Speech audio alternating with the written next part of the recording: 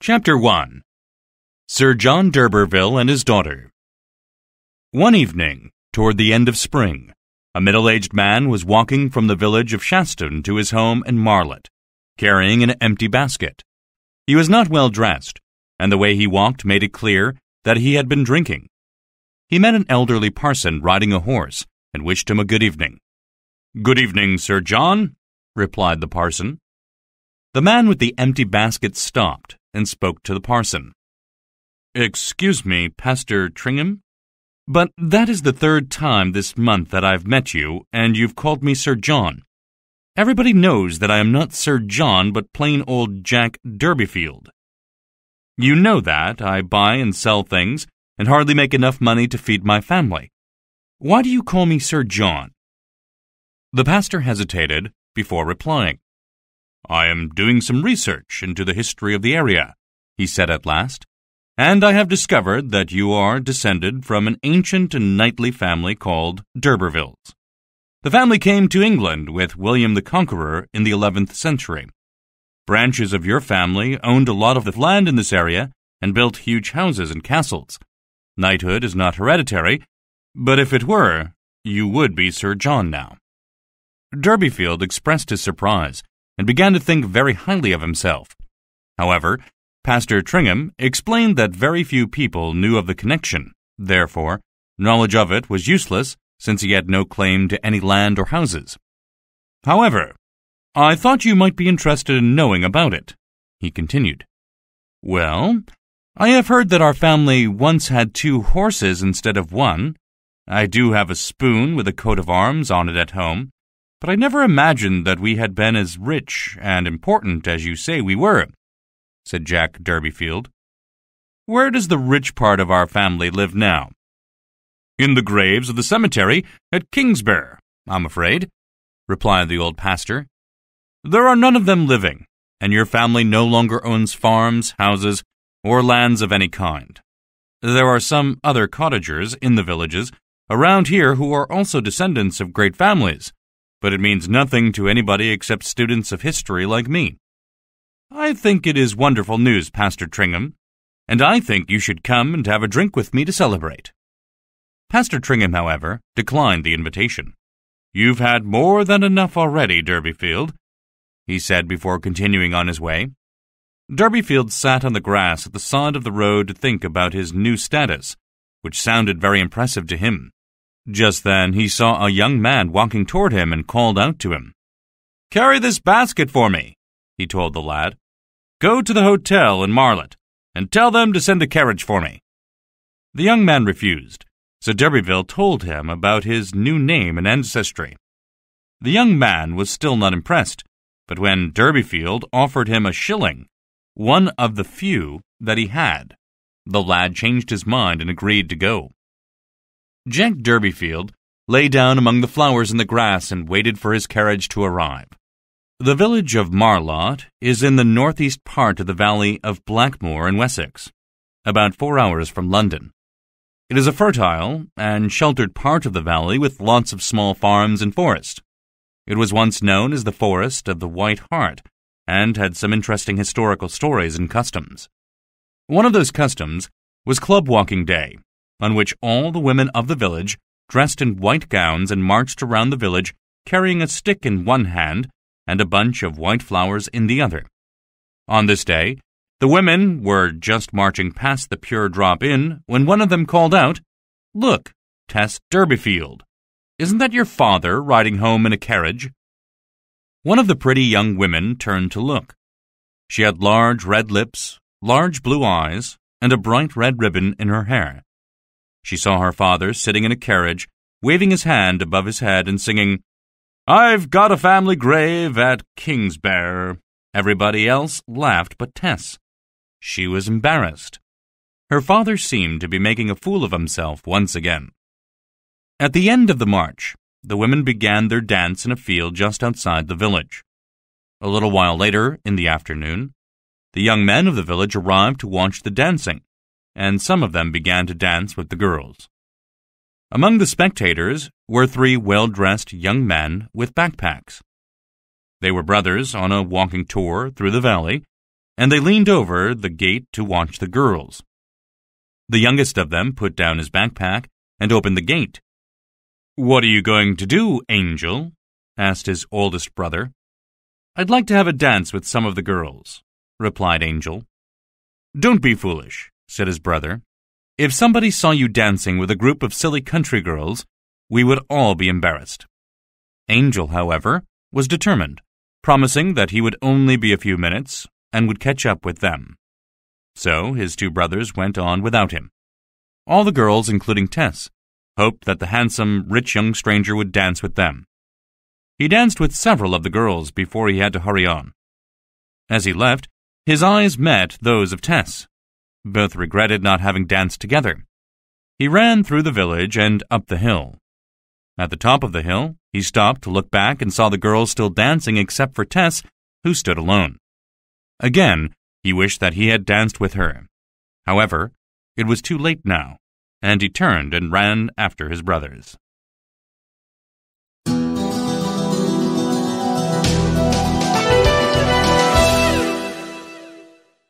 Chapter 2.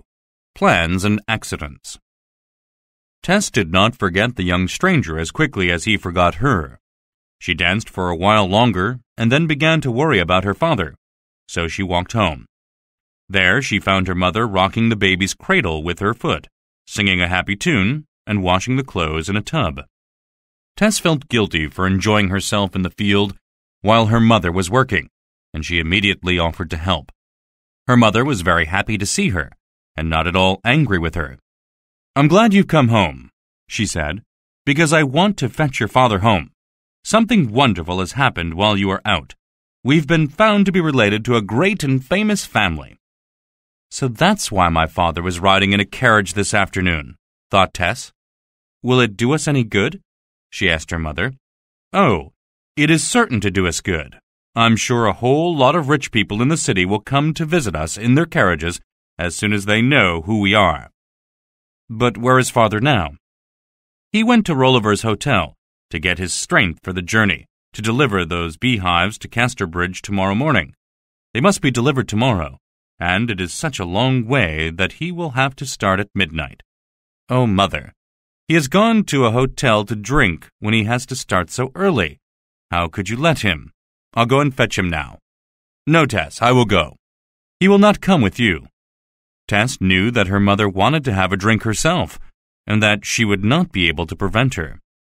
Going to fetch her husband from the hotel was one of the few pleasures that Joan Durbeyfield had. It was an escape from the constant work of raising children and reminded her of happier days before she was married.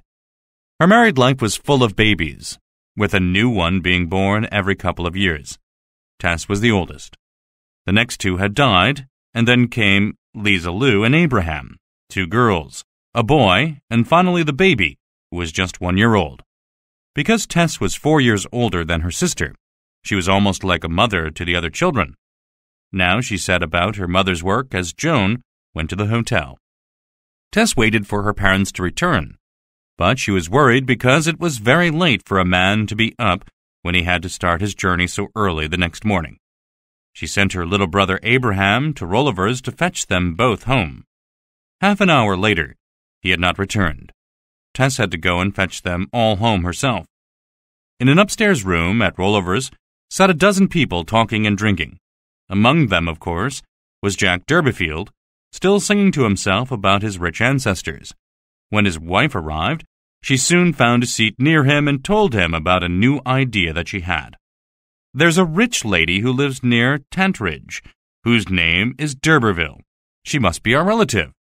I am going to send Tess to visit her, so that our 2 families can become friends. Then Tess will meet a rich young gentleman and marry him." As they talked about this plan, they didn't notice Abraham come into the room. They were surprised when he clapped his hands in delight at the thought of Tess marrying a rich young gentleman. "And we'll all ride in a fine carriage," he said excitedly. "What are you doing here?" exclaimed his mother. "Go and play on the stairs until your father and mother are ready."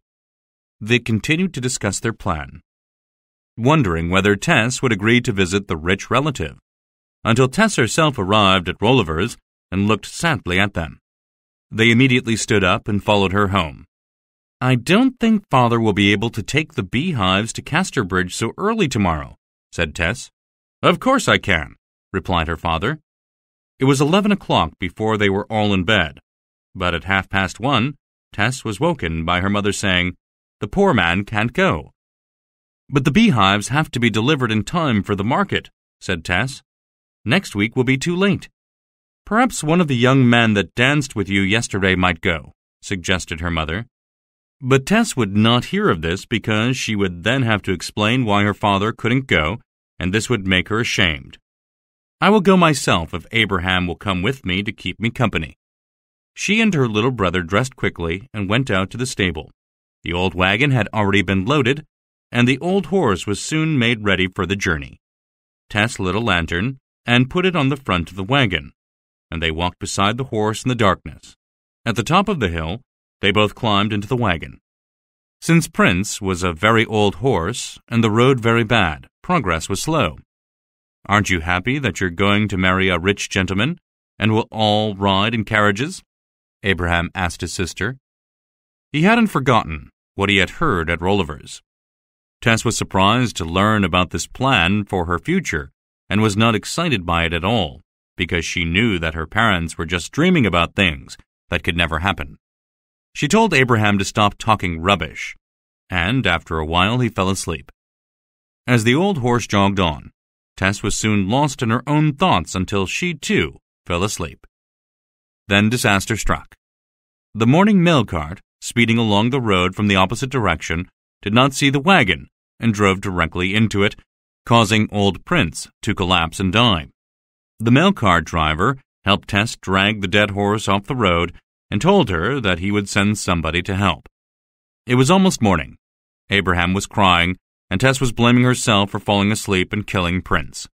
Eventually, a farmer arrived with a strong horse, which pulled the cart of beehives to Casterbridge. In the evening, they returned and somehow got the dead animal onto the cart and back to Marlett.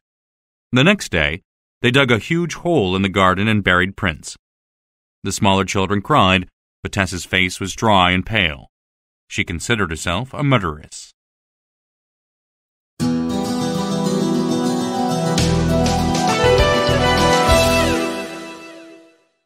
Chapter 3. Alec d'Urberville. Now that Prince was dead, the Durbeyfield family had a serious problem, and nobody understood this better than Tess. She knew that her father was not a good worker and would have trouble earning enough money to feed his family. She wondered how she could help. Her mother told her about their rich relative, old Mrs. d'Urberville. She suggested that Tess visit her and ask for help, but Tess was too proud to play the part of a poor relative begging for money. "I'd rather try to find some work." At last, however, she agreed to go. Early the next morning, she set out, getting a ride in a van that traveled twice a week past Tantridge, where Mrs. d'Urberville lived. Tess knew every inch of the valley where she was born, but had hardly ever been outside it. She stepped out of the van at Trantridge Cross and walked up the hill to the slopes, which was Mrs. d'Urberville's house. When Tess saw the gatehouse, she thought it was the house itself. But going past it, she saw a large, new red brick house. The house had a view over the forest on the ridge and was surrounded by neat lawns and glass houses. "I thought we were an old family," reflected Tess, surprised at what she saw. "But all this is new. I wish I hadn't agreed to come." The d'Urbervilles were a strange family to find in this part of the country. Pastor Tringham had said that there were no wealthy d'Urbervilles left, and he was correct.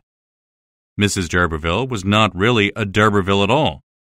A rich businessman called Simon Stoke had decided to settle in the area and wanted a new name to make it seem like his family had lived in the area for many generations.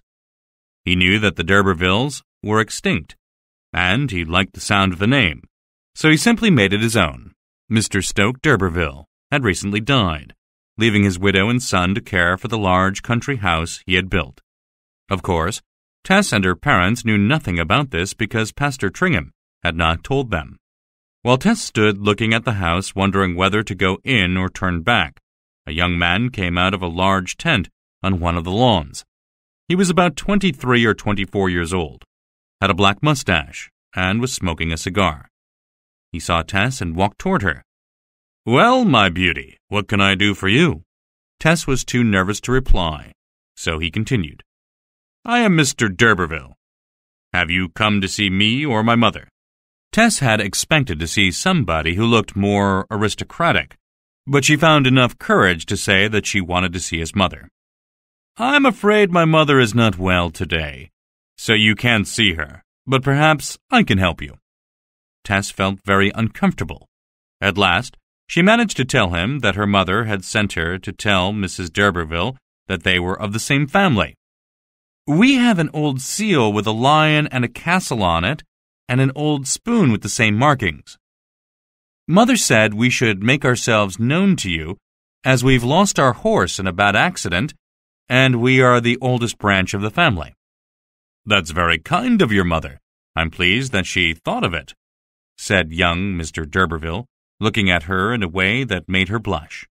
He asked her where she lived and invited her to walk around the gardens with him.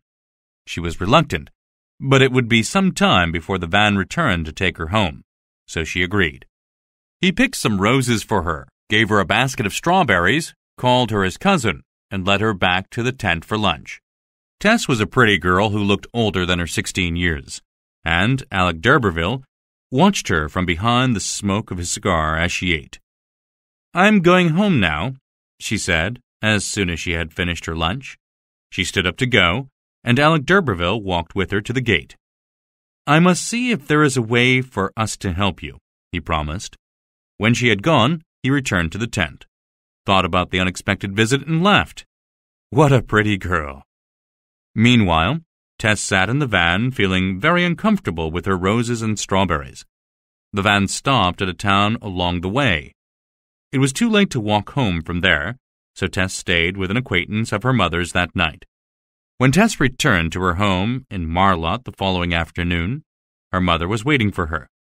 "I've received a letter from Mrs. d'Urberville," she announced, "and she wants you to go and look after their little poultry farm. I am sure she is going to accept you as a family member." "But I didn't see her. I only saw her son." "Did he accept you as a relative?" "Well, he did call me cousin." "I knew you could do it," exclaimed Mrs. Durbeyfield. "I would rather not go, Mother." "But why?" "I'd rather not tell you. In fact, I don't really know why, but I would much rather stay here with Father and you." A week later, Tess went out looking for work. When she returned home, the whole family was excited. A gentleman had come on a horse to see her and find out whether or not she would come to look after the poultry. Mrs. Durbeyfield was certain that he would marry Tess and make a lady of her. "I would go if Mr. d'Urberville wasn't there," said Tess. Her father didn't want her to leave home, but the rest of the family begged her to go and become a lady. As she had not found any other work, and as she felt responsible for the death of the horse, she finally agreed to go.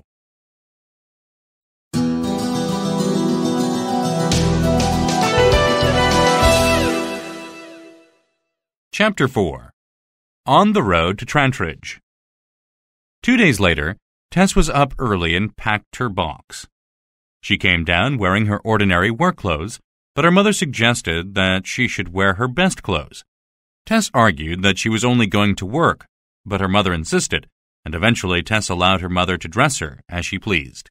"This is an important occasion," her mother said, "and you should be dressed appropriately for a visit to your wealthy relatives." Joan Durbeyfield went downstairs and told her husband that no man could resist such a beautiful girl. She was sure the gentleman would fall in love with Tess and marry her. When it was time to go, Tess said a sad goodbye to her father and walked up the hill with her mother. A boy had taken Tess's box to the top of the hill in a wheelbarrow. He waited for the cart to come and pick it and Tess up. Before Tess and her mother had reached the top of the hill, the cart arrived and the box was put on it. Then it waited for Tess, who said goodbye to her mother and quickly walked up the last part of the hill. Her mother watched her walk toward the cart and saw next to it a light trap driven by a young man smoking a cigar. She saw the young man climb down and speak to Tess, who stood on the road undecided about what to do. She turned to her mother and waved, and then climbed into the young man's trap. Her mother clapped her hands with joy. As far as she was concerned, this could only mean one thing. However, she could not help noticing that her daughter did not seem pleased to go into the trap. That evening, she expressed her doubts to her husband. "Perhaps we should not have let Tess go," she sighed. "You should have thought of that before," he replied. "Perhaps we should have found out more about the young man before we let her go to him. I'm not sure that he has good intentions." Alec d'Urberville drove quickly along the top of the hill, with Tess sitting beside him, and soon left the cart with Tess's box far behind. He could see that Tess was nervous and a little afraid of the speed at which he was traveling down the hill, so he drove faster and faster. Tess tried not to show that she was afraid and clutched Alec's arm to avoid falling off the trap. "Don't hold my arm," he shouted. "It makes me unable to drive properly. Put your arms around my waist." She didn't want to touch him, but she had no choice, and did as she was told. When they reached the bottom of the hill, the horse slowed down, and she immediately let go of the mad driver. "You should be more grateful, Tess, and not let go of me so quickly. You did that deliberately, and it was unkind of you." They drove on in silence until they came to another downhill part of the road. He told her to hold his waist again, but she refused, and held on to the trap as well as she could. "Let me put a kiss on those lovely lips, or even on that red cheek, and I will slow down," he told her. Tess was very surprised, and moved as far away from him as she could. However, he drove so fast, and she became so frightened that she had to agree. He stopped the trap, but when he tried to kiss her, she dodged out of the way. He was angry and swore that he would drive faster than ever. "But I don't want anybody to kiss me," she cried, "and I wouldn't have come if I had known." She sat still, and Alec kissed her cheek. Tess was ashamed and took out her handkerchief to wipe the spot that his lips had touched. This annoyed Alec, and he promised that she would be sorry at the next downhill part of the road. Tess jumped off the trap and refused to climb back on, declaring that she would walk. He promised that he would behave himself if she would get back onto the trap, but she refused and began to walk. He drove slowly beside her, and eventually they reached the slopes. Tess wondered whether she ought to return to her parents, but then she thought they would laugh at her explanation. There was an old cottage in a walled garden near the house, which had once been occupied by people, but was now the home of Mrs. d'Urberville's fowls. Tess was given a room in the nearby gardener's cottage. The next morning, a maid came from the big house and told Tess that Mrs. d'Urberville was ready to see the fowls. Mrs. d'Urberville was old and blind, but she loved her fowls and petted each one every day. Tess brought them in 2 by 2, and the strange old lady touched them and spoke to them. She knew them all by name and recognized them by touching them. "Can you whistle?" asked the old lady. "I want you to whistle some tunes to my bullfinches. I can't see them, but I love to hear them." Tess promised that she would try. Later that morning, as she sat in the sunshine trying to whistle, Alec came into the fowl yard. "What a pretty little thing you are," he exclaimed, "and how amusing to see you trying to whistle. My mother is cruel to make you do it, and if I were you, I would refuse. But she wants me to do it for her tomorrow. Then I shall show you how to do it," he said, and began to whistle a tune. Tess tried again, and had to laugh when she failed. She continued to try until she made a whistling sound. She was so pleased that she smiled at Alec. "Look," he said, "my mother is cross with me at the moment, but she is a strange old lady. If you have any trouble with her, come to me and I will help you." The experiences of Tess's first day were repeated for many days after that. She became used to the presence of Alec and grew less shy of him, but without ever growing to like him at all.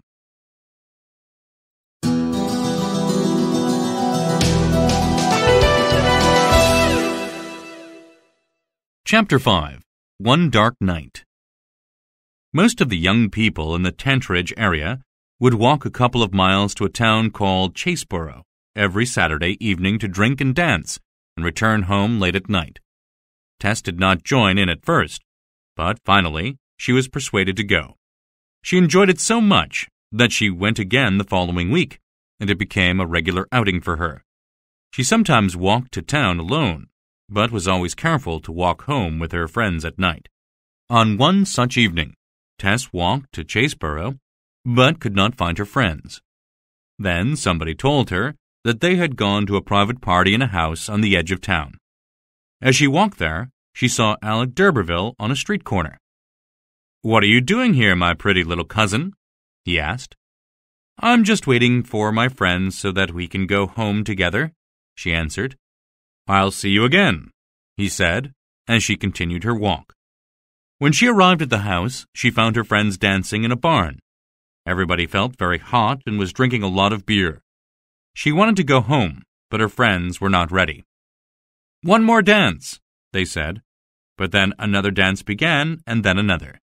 Somebody asked Tess to dance with him, but although Tess liked dancing, she said no, and stood waiting for her friends. Then she heard a man laughing and saw the red glow of a cigar. Of course, it was Alec d'Urberville, and he soon offered to drive her home in a trap he would hire from the hotel. She had not forgotten what happened the last time he drove her in a trap, so she politely refused. By now, some of her friends were ready to go home, and they set out together. Some of them had drunk too much beer, and Tess was not happy walking with them. Two of the girls, who were quite drunk, began to argue with Tess and even wanted to fight her. At that moment, Alec d'Urberville rode up on his horse and demanded to know what the quarrel was about, but nobody could tell him because nobody knew. "Jump up behind me," he whispered to Tess, "and we will get rid of these screaming cats." Tess would not have accepted his invitation, but she was frightened and angry with the two girls, so she climbed into the saddle behind him. The horse sped off before the others realized what was happening. When they did realize, some of them began to laugh. "Out of the frying pan into the fire," said one. When they were out of sight of the others, Tess asked Alec to slow down. "Tess, why do you always refuse to let me kiss you?" he suddenly asked. "I suppose it is because I do not love you," she replied, "and I am often angry with you." They rode on in silence, and she did not notice that he had passed the lane that led to Trantridge. She was very tired and began to fall asleep. As soon as he realized this, he stopped the horse and put his arms around her waist. This woke her up, and she pushed him away. He almost fell from the horse and explained that he was only trying to prevent her from falling. She apologized, but now he was angry and demanded that she have more trust in him. "I will leave the slopes tomorrow," she said, but he would not listen to this. "You know that I love you and think that you are the prettiest girl in the world." He put his arm around her again, and she was too tired to push him away.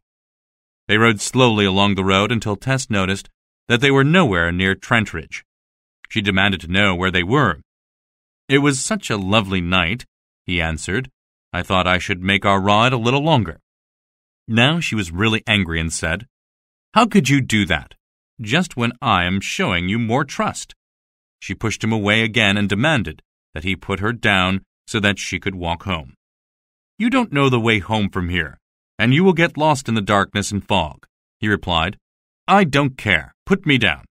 "Very well," he agreed, "but I feel responsible for getting you home safely. If you wait here with the horse, I will walk around and find out where we are, because I am a little lost myself." She agreed, and he used some leaves to make her a comfortable place to sit while she waited for his return. Then he told her that he had given her father a new horse and some toys for the younger children. "Don't you love me a little bit now?" he asked. "I am grateful, but I cannot—" She began to cry, and Alec tried to comfort her. She shivered in the cold night air. Alec gave her his coat to wear before he left her sitting on the leaves in the forest. He walked up a hill to find out where they were. He did not hurry because he thought it would be good for the horse to rest a while. But it became very dark. It took him quite a while to find the road, and then find his way back to the horse and Tess. When he finally returned, he discovered that Tess had cried herself to sleep. A moment later, he was lying beside her, and Tess's life changed forever.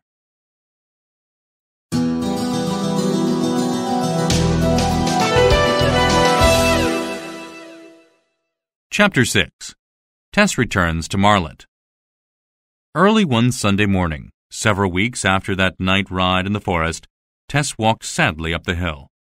It was the same hill which Alec had sped down in his trap when he first brought her to Trantridge. She carried a heavy basket and a bundle, and from time to time she paused to rest. As she reached the top of the hill, she looked back to see a man with a horse and trap following her. He held up his arm to attract her attention, so she stopped and waited for him. "Why did you sneak away like that without saying goodbye to anybody?" he asked when he stood beside her. "Everybody is still in bed, and I only discovered your absence by accident. I had to drive very fast to catch up with you. Look at the poor horse. Nobody would have stopped you from leaving if that's what you want to do. I will drive you the rest of the way if you won't come back." "I won't come back," she said. "I didn't think you would. Well, put your basket and your bundle on the trap and let me help you on." She put her bundle on the trap and stepped up onto the seat. She sat next to him and was no longer afraid of him. He lit a cigar and talked about ordinary things until they came close to the village of Marlet. When Tess saw the village in the distance, tears sprang up in her eyes. "What are you crying for?" "I was just thinking that I was born there in that village." "Well, we must all be born somewhere. I wish I had never been born, there or anywhere else, and I wish I had never gone to Trantridge." "You didn't come because you loved me, that's certain." "No, I never loved you, and I didn't understand what you were doing until it was too late." "That's what every girl says," he replied. "How dare you say such things? Have you never thought that what every girl says is what every girl feels?" "Very well, I'm sorry I hurt you," he laughed, "and I know I was wrong, but I am ready to pay for it. You know you don't have to work in the fields or dairies again because I will look after you. Anyone would think you were a princess, Tess, instead of a cottager's daughter. Well, I won't say any more except that I am a bad fellow who will probably go on being bad, but I will not be bad toward you. If you need anything, just write me a letter, and I will help you." He helped her down from the trap and insisted on kissing her cheeks. She stood like a statue while he did. He complained that she never kissed him back. "I'm afraid that you will never love me," he said. "I have said so often enough," she replied. "If I did love you, I would have good reason to tell you, but I do not, and I will not lie about it." "Well, Tess, you're a pretty girl. I'm sure you will be all right, although I wish you would come back to me." "I will never go back to you." With this, Alec d'Urberville jumped back onto his trap, said goodbye, and drove away. Tess did not watch him go, but walked slowly toward the village and her old home. On a gate along the way, somebody had painted in red letters, "God will come to destroy you soon." And, although she told herself that she did not believe it, it made her shiver. She saw smoke coming out of her house's chimney, and it made her heart ache. It ached even more when she entered the cottage and saw her mother preparing breakfast. Her father and the other children were still upstairs in bed, and she told her mother what had happened. "And after all that, you haven't got him to marry you?" asked her mother. "Any woman but you would have done it. Perhaps any woman would, except me." Joan Durbeyfield was annoyed with Tess for destroying her hopes. However, Tess knew that she did not love Alec d'Urberville and that she was right to get away from him. "If you did not want him to marry you, you should have been more careful," said her mother. "Oh, Mother, why didn't you tell me what dangers there were in men? Why didn't you warn me to be careful before I went there? I didn't know what to do, and you didn't tell me. I was afraid that if I told you what he might do, you might shy away from him and lose your chance," replied her poor mother. "Well, we will have to make the best of it," she added, kissing her daughter. The news of Tess's return was soon known in the village. That afternoon, several of her old school friends came to visit her. Their chatter and laughter cheered her up for a while. The next morning, however, Tess could see only the long and difficult path that lay before her now. She knew she had nobody to help her. Her sadness was terrible then, and she would have hidden herself in a grave, if that were possible. When she went out into the street, She saw people whispering about her. She knew what they were saying. She stayed in her room as much as possible after that. She stayed out of sight for so long that people began to think that she had gone away. Her only exercise was to walk in the woods at night, where she thought of herself as a guilty person in an innocent natural world. She did not realize that her only guilt was to have broken an accepted moral rule of which nature knew nothing.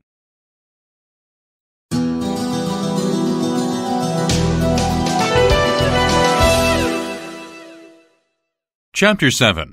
Sorrow Comes and Goes. Almost a year later, it was harvest time in Marlet. A large, bright red reaping machine had been brought into the field and stood in the middle of the yellow corn as the sun rose. Two groups of workers, one of men and boys, the other of women, had already arrived. They were preparing the field for reaping. The horses began to pull the machine through the field. Its mechanical arms revolved slowly, cutting down the corn. Rabbits, snakes, rats, and mice retreated from the machine. They did not realize that their world was diminishing, and that they would eventually be exposed and killed by the boots and stones of the workers. The women and girls walked behind the reaper, picking up and binding the bundles of corn left in its wake. They wore hats to shield themselves from the sun and gloves to protect themselves from the harsh stubble of the cut corn. One of the women was working steadily and silently, taking no notice of the others. She was a beautiful girl with deep blue eyes, pale cheeks, and long dark hair. It was Tess Durbeyfield, who decided that it was time to come out of her room to seek some work and earn some money. The women went to have breakfast and then returned to their work. At 11 o'clock, a group of children appeared over the top of the hill. The oldest carried a small baby, and another carried some food for lunch. All the workers sat down to eat and drink. Tess sat down too, and called the girl with the baby to come to her. It was her sister, Lisa Lou, who gave Tess the baby she was carrying. Tess turned her back to the other workers, unbuttoned the top of her dress, and began to feed the baby, while the other women talked and laughed. When the baby stopped feeding, Tess sat him on her lap and played with him, looking far into the distance as she did so. She seemed almost to dislike the baby, but then she suddenly began to kiss him again and again, which made the baby cry. "She loves that baby," remarked one of the women, "even though she pretends to hate him and says that she wishes that she and the baby were both dead and buried." "She'll soon stop saying that," said one of the others. "It's amazing what you can get used to in time, although it's a pity that it happened to her." "It's always the pretty ones," said another, and the women began to talk about other matters. Tess was worried about what people thought of her situation, but it was useless to worry. To everybody but herself, she was just a passing thought. If she was miserable, they thought that she was making herself unhappy. If she was cheerful, they thought that she was coping well. Whatever they thought, they did not think about it for long because each of them had their own lives to think about. When lunch was finished and the workers had rested a while, the work began again. Lisa Lou took the baby away, and Tess, too, returned to her labor. They worked on through the afternoon and into the evening. When darkness began to fall, they all rode home in a large wagon. The women sang songs, and Tess joined them, becoming almost cheerful as she did so. When she arrived home, she learned that the baby had become ill during the afternoon. She was plunged into grief. Tess's only thought was to keep the baby alive, but he grew worse and worse. Tess was suddenly afraid because he had not been baptized.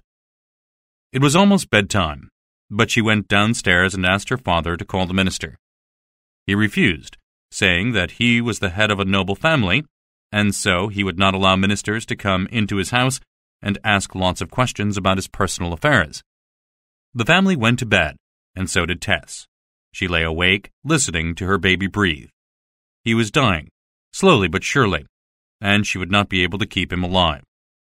She would not even be able to have him baptized, and this made her very frightened for him. She prayed that God would be kind to her baby. "Be as angry with me as you like," she prayed, "but it is not the child's fault." Suddenly, she had an idea. She lit a candle and woke her sisters and brothers. She filled a bowl with water and made the children kneel around it, telling them that she was going to baptize the baby herself. The children looked at her with wide eyes. "What is his name going to be?" asked one of them. Tess had not thought about a name yet, but decided to call him Sorrow. And there, in that upstairs bedroom, the young girl baptized her own baby. She didn't know all the right words to say, but she said as many of them as she could remember. Then she made the children say Amen at the end of it. Her face was almost glowing with happiness as she put the children back to bed. She then watched her baby until he breathed his last breath. When the children woke in the morning, he had died. They all cried and begged Tess to have another pretty baby. Tess remained calm. She wondered if the baptism was good enough to allow the child a Christian burial in the churchyard. She went to the minister and told him about the baby and the way she had baptized him. "Will it be just the same as if you had baptized him?" The minister felt sorry for the girl, and although church rules said it was not the same, he agreed that it would be the same, thinking that this would comfort her, which it did. But when she asked him to give the child a Christian burial, he felt that he had to refuse because the church would never allow it. "However," he continued, "if you give him a Christian burial yourself, it will be just the same as if I had done it." So the baby was carried to the churchyard in a box that night, and Tess gave him a lonely Christian burial. Tess stayed at home during the winter months that followed her baby's baptism, death, and burial. She helped her mother with cooking and cleaning. She made clothes for her younger brothers and sisters by cutting up some clothes that Alec d'Urberville had given her. 2 years passed in this way, and at last, Tess emerged from the shadows of those events and began to think about the future. She knew that she, too, would die one day. She wanted to forget about the past and begin again in a new place. Perhaps she could still find happiness.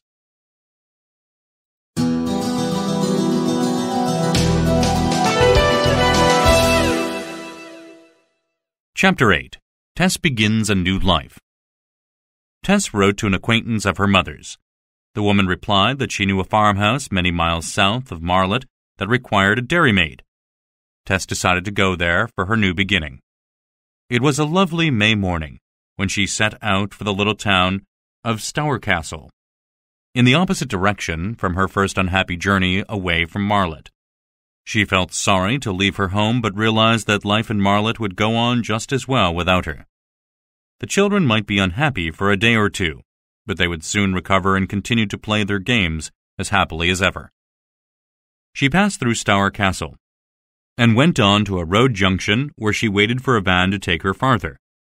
A farmer passed by in his cart and offered to take her to Wetherby, where she had some lunch. From there, she could easily walk to the farm where she would work. She passed Kingsbear, where the great d'Urbervilles of the past had their tombs, but she took no interest in that. Her connection with that name had brought her nothing but trouble, and she wanted to forget them. The road led her to the top of a hill, where she looked down into the valley that held her destination, Talbothays Dairy. The river was broader and slower here. The dairy farms were larger than those in her own valley. They carried larger herds of cattle and were up to 50 acres each, compared to others that were just 10. These differences promised Tess the new beginning that she sought. Looking down into the valley, she felt cheerful and optimistic. Here was a beautiful new part of the world where she and her history were unknown, but where she could easily feel at home. She walked happily on that sunny afternoon, hearing every bird that sang its delightful song. It was not long before she was humming a tune. She felt wonderful to be here and could not wait for her new life to begin. She reached the valley floor, where the rich soil was carpeted in thick green grass. Nobody apart from a heron which stood looking at her from the river bank had noticed her arrival. Suddenly she heard the barking of dogs, which came from all parts of the valley. They were not barking at her, but helping the dairymen gather the cows for milking. The herd of cows nearest her began to walk toward the sheds in the background, their great bags of milk swinging between their legs. Tess followed them slowly, entering the farmyard behind them. The dairymaids and dairymen had come to the farmyard as well and began to milk the cows. Some cows simply stood in the yard and were milked where they stood, while others were tied up due to their restlessness. Each girl sat on a three-legged stool with her face sideways and her right cheek resting against the cow. They saw Tess arrive, but the men did not because they rested their foreheads against the cow and looked downward at the ground. One of the men, a sturdy middle-aged fellow called Richard Crick, was the one that Tess looked for. He was the master dairyman, and as soon as he saw Tess, he stood up and approached her.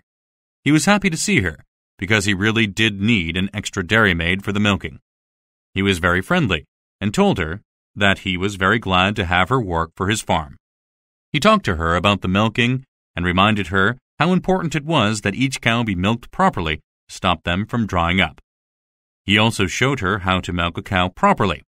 Then he offered her something to eat or drink, but Tess said that she would begin milking and eat later. She drank a little milk, which surprised Mr. Crick because he never drank milk at all.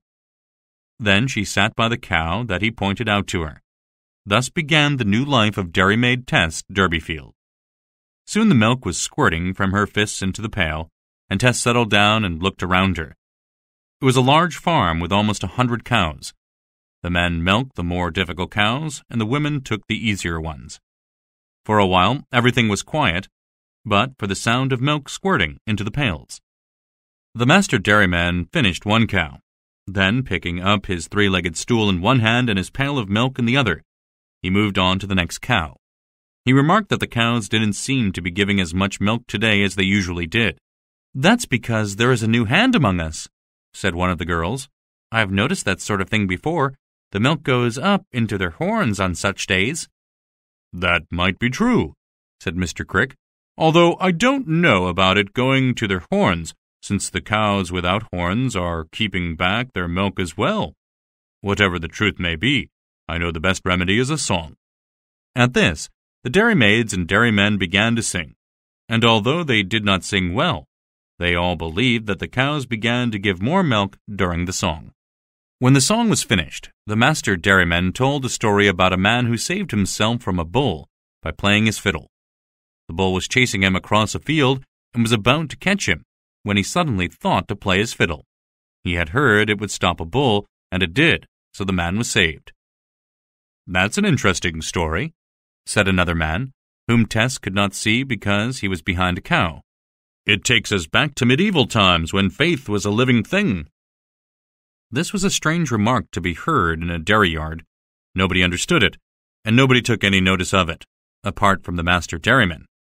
He only said, "It's a true enough story, sir."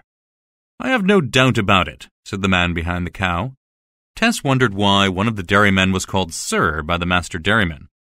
It seemed very strange to her. The unseen man took a long time to milk his one cow, but at last he stood up, and Tess saw him. At first, she did not recognize him, but then she realized that he was the young man she had seen at the village fair, who had not danced with her. She could see that he wore good clothes under his dairyman apron, and she also saw that he was not an experienced milker. She could not imagine why he was in a dairy yard milking cows. This man intrigued Tess very much. When the milking was finished, the dairymaids and men went into the house where Mrs. Crick had prepared a good meal. Only 3 of the maids slept in the dairy house, since most of the milkers went home for the night. The dairymaid's bedroom was upstairs, and Tess was happy enough to get into her bed as soon as possible. She heard her 3 companions talk about the strange young man. His name, she heard, was Mr. Angel Clare, and he was a minister's son.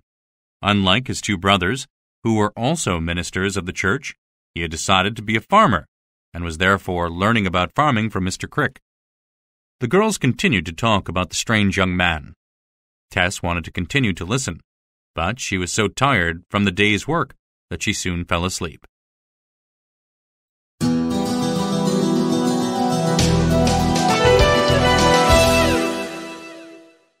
Chapter 9. Angel Clare. Angel Clare was the youngest of 3 sons. His father was a minister, whose first wife had given him a daughter before her death. He married again, and his second wife surprised everybody, including the minister, by giving him 3 sons late in his life. Angel was closer in age to a grandson than a son. A vague, sensitive young man, he had decided to learn farming with the idea of becoming a farmer in the colonies or at home as the opportunity arose. He was intelligent enough to study at the university and become a minister like his father and brothers, but he didn't agree with everything the church told him to believe. His father was dismayed and refused to send him to the university at all. He spent several years studying whatever books he could find. He questioned things that his father said. He disliked the distractions made by wealth and rank. He went to London, where he lived for a few days with a woman. Fortunately, she did not make any trouble when he left her. He decided that he did not like town life and thought farming was a better and more honest occupation. Angel had come to Talbothay's dairy to learn about dairying and was living in the attic above the dairy house. He spent a lot of time there reading and playing a harp that he had bought at a country fair. He discovered that he quite enjoyed the company of the simple dairymen and dairymaids on the farm. He even began to have his meals with them. These people were not what he expected them to be, based on what he had read in the papers and in novels. Each of them, he found, had their own unique and interesting character. The longer he stayed on the farm, the more he enjoyed it. At breakfast, he would sit by the fire in the large room while the dairymaids ate and chattered. He did not really notice Tess because she spoke so little, and the others spoke so much that she was not very noticeable. One morning, however, he did notice her voice and looked at her. "What a fresh, innocent daughter of nature," he thought. For a moment, it seemed to him that he recognized her from somewhere, although he could not remember where. Some of the cows in the dairy yard preferred one milker over another, and would become very difficult if somebody else tried to milk them. Mr. Crick insisted that the cows be milked by different milkers at various times. He did not want to be in a situation where a cow could not be milked if a particular milker left the dairy or was sick. The dairymaids, however, had the opposite aim because it made their work so much easier if they always milked the same cows. Tess tried to milk the cows according to Mr. Crick's wishes, but she did have her favorites. After a while, she noticed that those particular favorites always seemed to come to her in a group. She realized that Angel, who had been helping with grouping the cows, was arranging them deliberately for her benefit. "It doesn't matter," he said, when she accused him of doing it. "You will always be here to milk them." "I hope I will be, but I don't know." That evening, as she walked alone in the garden, she heard him playing his harp. It was not a good harp, and Angel was not a good player, but Tess was fascinated. She watched and listened from behind a bush until he had finished his tune. She hoped that he would start another, but he was tired of playing and stood up to leave. Tess tried to sneak away, but he saw her and asked her why she was sneaking away. "Are you afraid?" "No, sir, I'm not afraid. At least, not of outdoor things on such a lovely evening." "But you have your indoor fears." "Well, yes, sir." "Are you afraid that the milk will turn sour?" "No, it is more with life in general, I suppose." "I have those fears too," confessed the young man. "But how is it that a girl as young and pretty as you has such fears?" At first, she would not answer, but then she said, "Sometimes you can see all the tomorrows of your life standing in a line.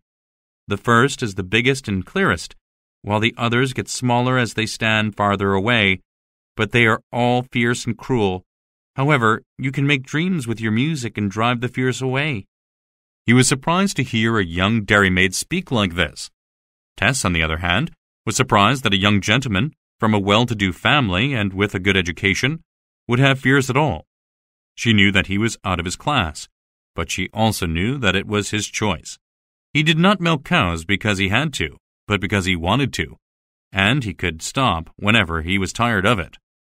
The more she got to know him, the more unhappy she became with herself.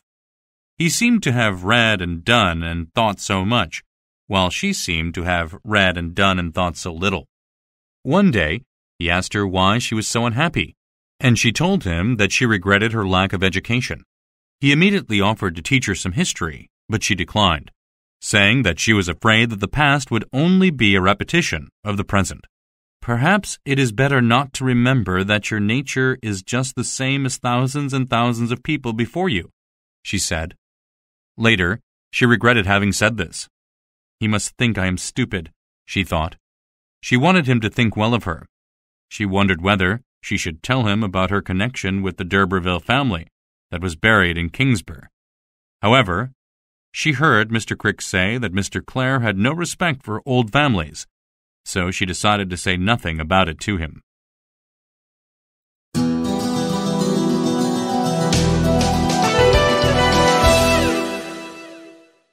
Chapter 10. Love on a Dairy Farm. Spring became summer, and Mr. Crick's household of dairymaids and men was happy. They had enough to be above neediness, but not so much that they always wanted more. Tess and Angel became friends and drew closer to each other, like two streams in one valley, but neither of them thought about love. Questions about the past or the future did not yet bother them. They met each other daily at dawn because Tess was always the first person to wake up at the dairy, and it became her job to wake the others. Angel was always the second person to wake up. The two friends often had 15 or 20 minutes before the others arrived, and in these minutes, they seemed to be the only people in the world. At this early hour, Tess did not look like a dairymaid to Angel, but seemed to be the essence of woman. As they drove the cows to the dairy yard, they saw the birds wake in the early light and begin to sing as the mist rose from the ground. As the day grew lighter, Tess seemed to Angel less the essence of woman and more the pretty dairymaid. They would return to the dairy yard to hear Mr. Crick scold the dairymaids who had arrived late, and the milking would begin. Finally, they would hear the heavy table being dragged across the floor, which meant that breakfast was about to be served. One morning after breakfast, there was a problem in the milk house. The churn was being turned as usual, but the butter, as sometimes happened, would not come. Everybody stood and watched, looking hopelessly at the churn going around. Mr. Crick began to talk about going to the conjurer, but Mrs. Crick had another idea. "Perhaps somebody is in love," she said. "I've heard that can cause it. Do you remember that maid we had years ago who was in love with one of the milkers, and the butter didn't come then?" "Yes, but that had nothing to do with love," replied Mr. Crick. "It was the damage to the churn that did it." He turned to Angel. "We had a fellow here once called Jack Dollop. He courted a young woman over at Mellstock and deceived her as he had deceived many before her. One morning, we saw this young woman's mother approach the dairy carrying a huge, thick piece of wood. She came to the door and asked for Jack Dollop. Jack was afraid, and rightly so. He hid in the empty churn just as the angry mother burst into the room, followed by her crying daughter. The older woman started hunting for him, telling everybody what she would do to that awful man when she found him. All this time, the daughter stood in the doorway still crying. Then the mother realized that Jack was in the churn and began to turn it, causing Jack to flop around inside it. He called out, begging us to stop her, but she said she would not stop until he agreed to marry her daughter. He refused, calling her an old witch, and she turned the churn faster until, at last, he agreed. Tess felt ill when she heard the story and went outside, explaining that she felt sick. Just then the butter began to come, and nobody paid any further attention to Tess, even though she felt miserable the whole afternoon. After the evening milking, Tess, still miserable, went to bed earlier than the other three maids who shared her room. She was half asleep when they arrived and prepared for bed. They did not get into their beds, however, but stood at the window looking at something. "Don't push," said Reddy Priddle, who was the youngest of the three. "You can see just as well as I can." "It's no use for you to be in love with him, Reddy," said Marian, the eldest girl, "because he is thinking of other cheeks than yours." "I'm not the only one in love with him," cried Reddy. "I saw Izzy kiss his shadow when it came past her on the wall." Iz Huet did not deny it. Eventually, Tess heard all three girls admit that they were in love with Angel and would marry him tomorrow if he asked them. "We can't all marry him," said Iz. "None of us will marry him," said Marian, "because he likes Tess Durbeyfield best." "But she doesn't care about him," said Reddy. "Well, it doesn't matter," said Iz, "because he is a gentleman's son, who will one day own land and wouldn't ever think of marrying a dairymaid." They all sighed. It was growing dark, and they could no longer see Angel through the window, so they went to their beds. Tess, whom they thought was asleep, sighed too. She already knew that Angel preferred her over the others. She had also heard him tell Mr. Crick that he would not marry a fine lady. Yet none of this made her happy. She had long ago decided that due to her past, she could never allow any man to marry her. The next morning Mr. Crick complained that there was a taste of garlic weed in the butter. After the milking, he sent all the dairymaids and men into the fields to find the garlic weed and pull it out. They formed a line across the field, creeping slowly forward on hands and knees, searching for any garlic weed. Angel had made sure that he was next to Tess in the line. Tess took the opportunity to tell him how good her three friends were at farming and what excellent farmers' wives they would make. From that day on, she tried to avoid being alone in his company and gave the other three girls every chance to be with him.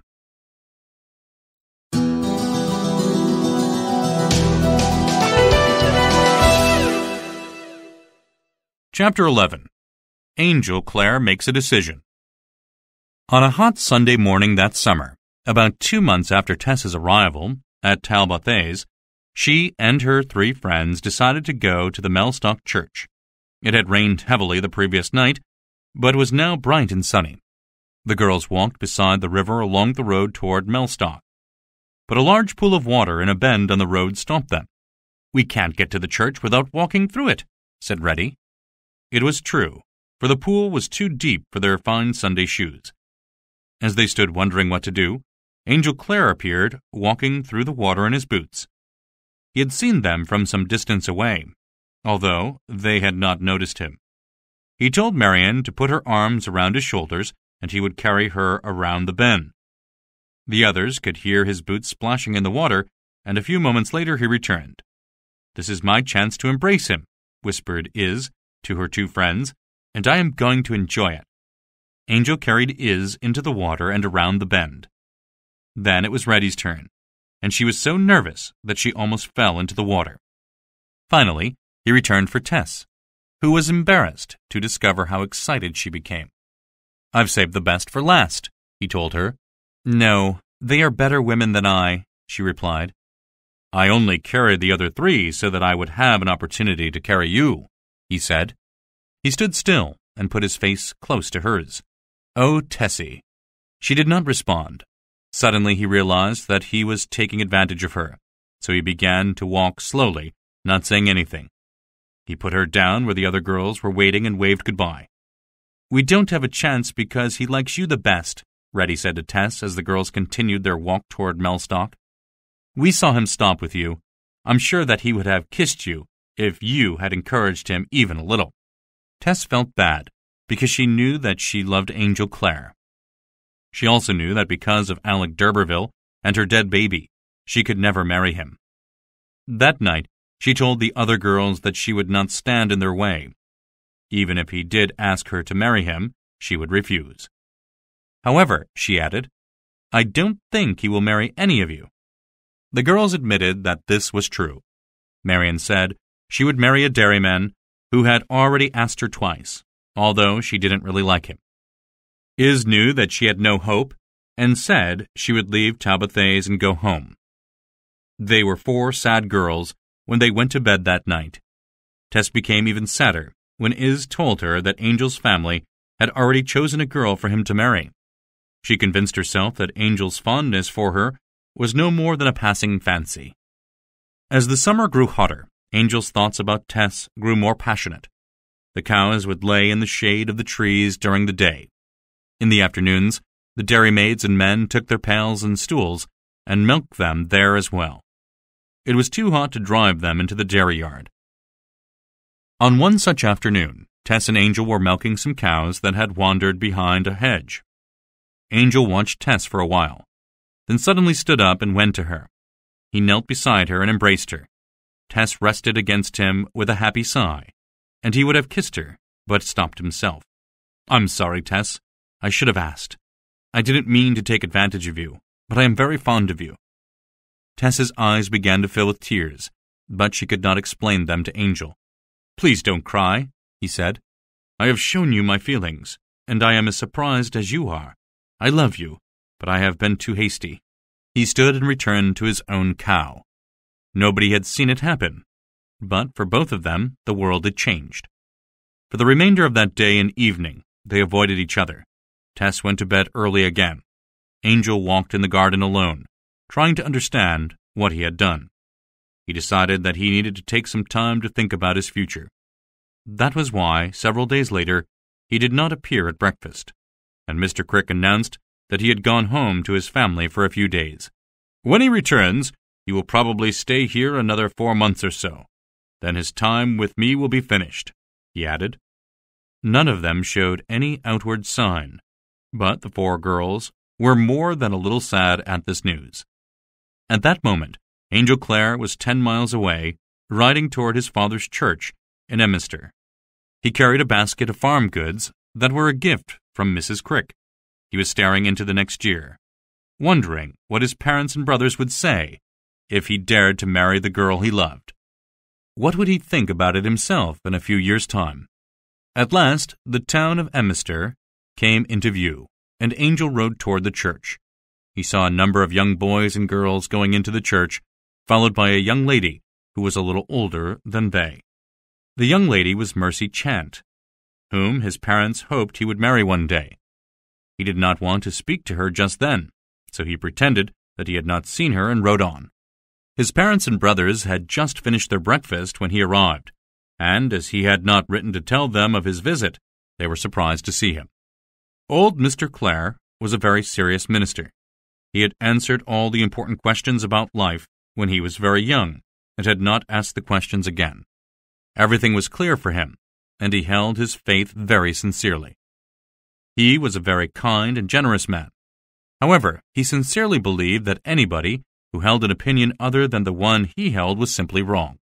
When Angel had eaten some breakfast, he went for a walk with his brothers, and each of them noticed that they were growing to be quite different from each other.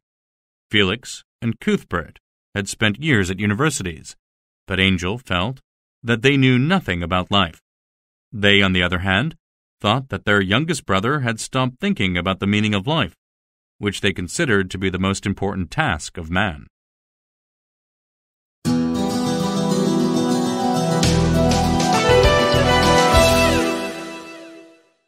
Chapter 12. The Proposal and Its Consequence.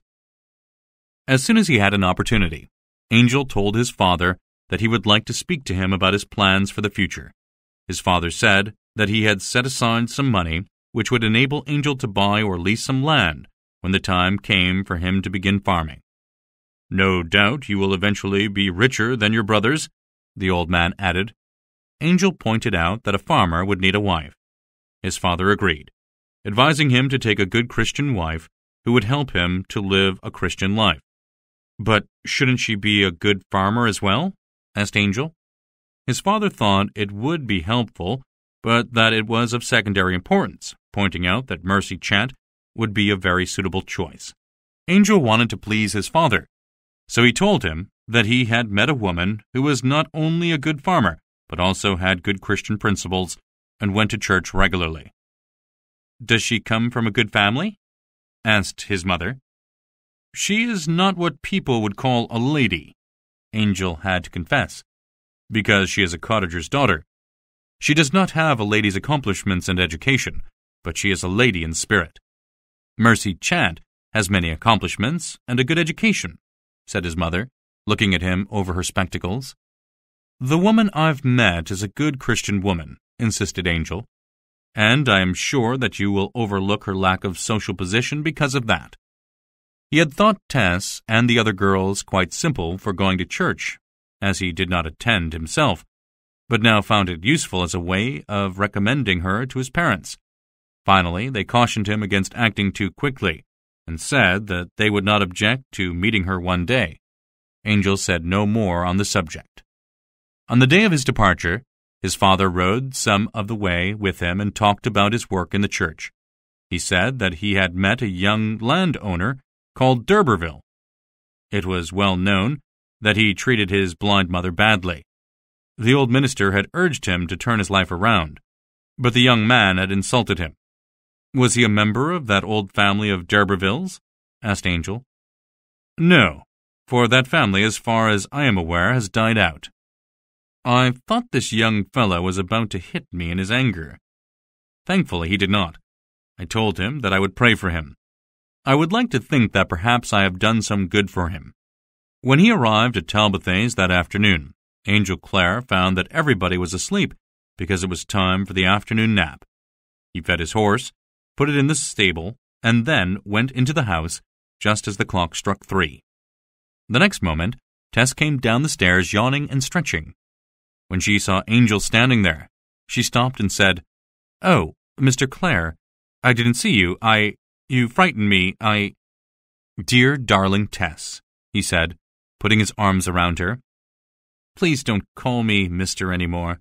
I have hurried back because of you." Her heart beat happily against his.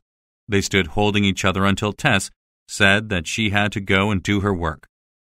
That afternoon, her work was probably not done as well as it usually was, for Angel told her helper that she could have a rest, and he helped her himself. "I have a very practical question to ask you," he said as they worked. "I will want to marry soon, and will need a wife who is able to be a good farmer's wife. Will you be that woman, Tessie?" With sudden pain and bitterness on her face, Tess replied, "Oh, Mr. Clare, I cannot be your wife. I cannot." He was amazed at her reply and held her more closely. "Are you saying no? But surely you love me." "Oh, yes, I love you, yes. I would rather be your wife than anybody else's, but I cannot marry you." He held her at arm's length as he asked, "Are you engaged to somebody else?" When she told him that she was not, he asked again, "Then why do you refuse to marry me?" "I have never thought of marrying you," she replied. "I want to love you, but I don't want to marry you. I'm sure that your parents would want you to marry a lady and not a dairymaid. You needn't worry about that because I have spoken to them both. That is why I went away." "But I can never marry you," she repeated. "Did I ask you too suddenly, my pretty?" "Yes, I did not expect it." "Then let it pass, Tessie, and I will give you time. I won't say anything more about it for a while." Tess was not able to work properly because her eyes were full of tears. Yet she was able to listen while Angel began to talk about his parents and their lives in Emminster. He told her the story his father had told him that morning about the young landowner with the blind mother. Tess immediately recognized Alec d'Urberville in the story, and this reminder of her past made her even more certain that she could never marry Angel Clare. The only honorable thing to do, though it broke her heart, was to refuse him. When the other dairymaids arrived, she went to join them, but Angel whispered to her as she left, "And my question, Tess?" "No, it cannot be," she replied hopelessly.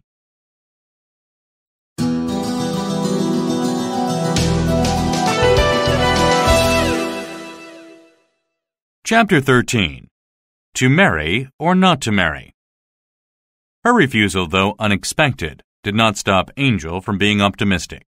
He thought he knew enough about women to know that while a negative was often their first response, it was very often followed by an affirmative. She had said that she loved him, and this was all the evidence he needed to convince himself that he would win her in the end. "Why are you so sure that you cannot marry me?" he asked her a few days later. "I am not good enough to be your wife, and your friends will never accept me," she replied. He was startled. "You are wrong. Surely you do not mean it. I am not in a hurry, Tess, but I would like to know that one day I will hear you say yes with your own sweet lips." She could not speak but shook her head and looked away from him. "I am certain that you do not love another man, so I don't understand why you refuse me. Should I stay away from you? I would like you to stay with me always and tell me that you love me, but for your own good I cannot be your wife." "But you will make me very happy." "You think so now, but you don't know." Conversations such as this happened every few days, and they were like mighty battles. Poor Tess, her heart agreed with his heart, but her conscience told her that she must resist her heart. "Why doesn't somebody tell him about me?" she thought. "Surely somebody must know since it was not that far away." But nobody seemed to know, for nobody told him, and she was too ashamed and embarrassed to tell him herself. The other dairymaids and even Mr. Crick were beginning to realize that a special interest was developing between Angel and Tess. Consequently, they were given more opportunities to work alone together. They were working together one day when Angel took hold of her arm and kissed it. She looked at him and smiled. "Do you know why I did that?" he asked. "Yes, you did that because you loved me very much." "That's right. And now I am going to ask you again." "Oh no, not again," she groaned. She was afraid that her resistance would break down. "Tessie, you are being cruel." He saw that he had hurt her with this remark and immediately apologized. "I just don't understand how you can love me, yet you don't like the idea of being my wife." "I never said I didn't like the idea, only that I could not be your wife." "I do like the idea," she cried, her lip quivering. She wanted to turn away from him, but he held her arm and said, "Then tell me why you won't marry me." "I will tell you. I will tell you all about myself, all my experiences, everything." "Yes, tell me all your experiences, but don't tell me that you are not worthy to be my wife."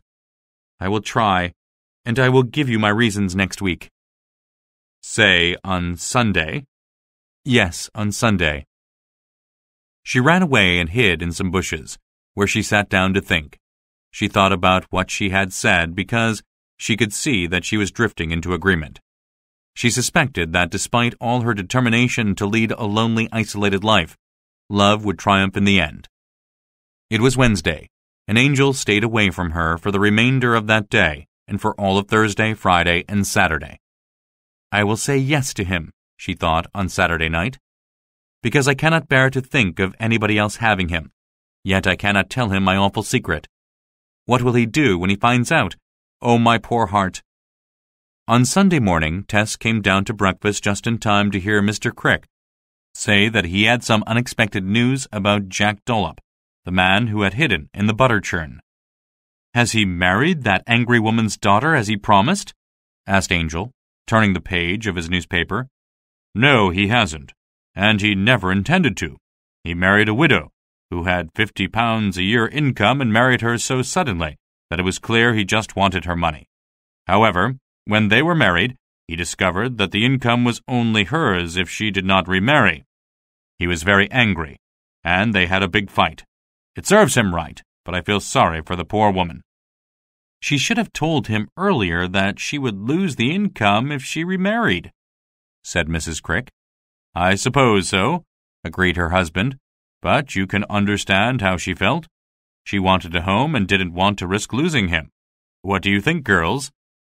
"She should have told him just before they went to the church, when he could not really stop the wedding," suggested Miriam. Iz immediately agreed with her. "She should have seen what he was after and refused him," said Reddy. "What do you think, Tess?" asked Mr. Crick.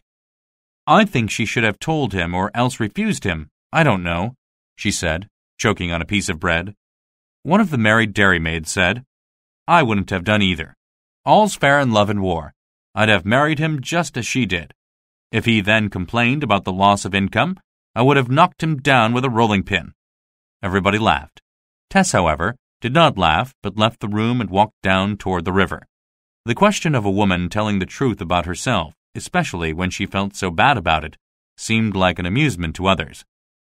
Angel left the room soon after her and followed her through the fields.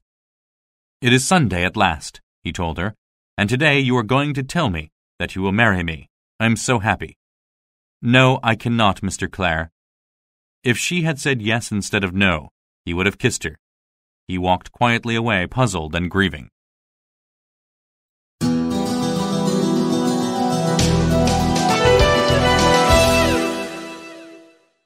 Chapter 14.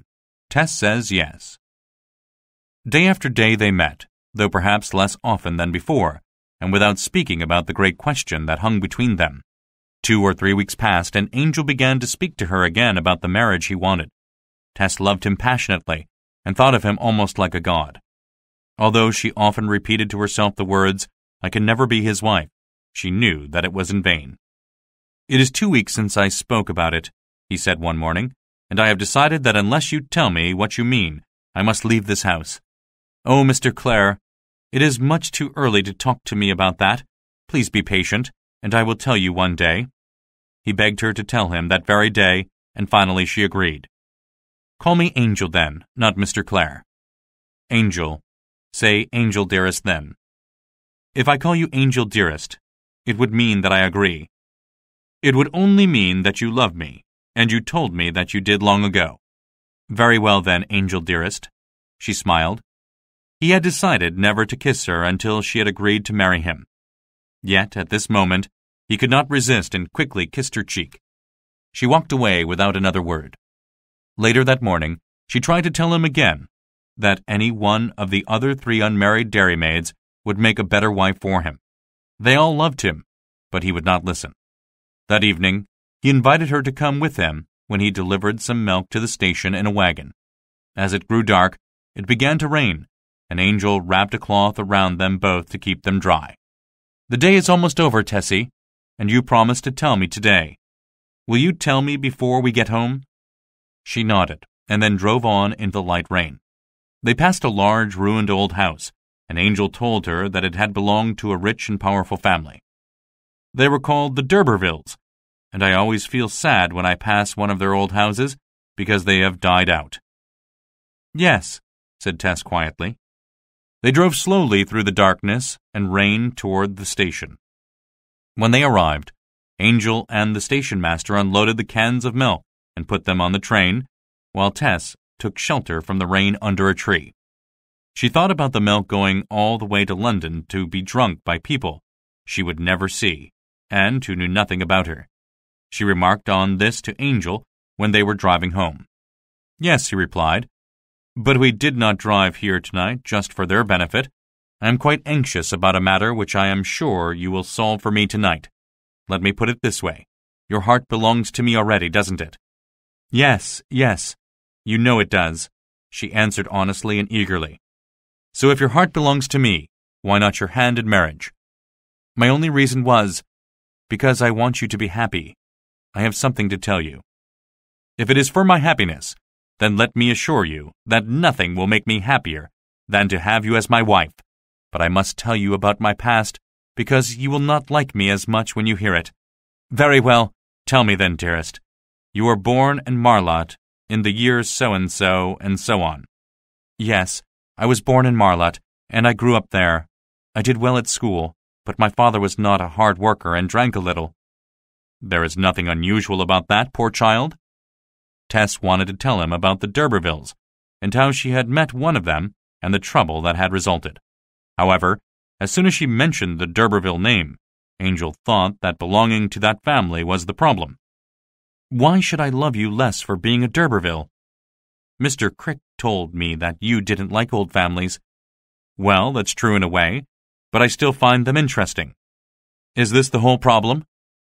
She wanted to tell him more, but she did not have the courage and simply nodded her head in agreement. Angel, meanwhile, was explaining that his mother would be very pleased to hear that she came from such an old family, and that she must spell her name in the old way from now on.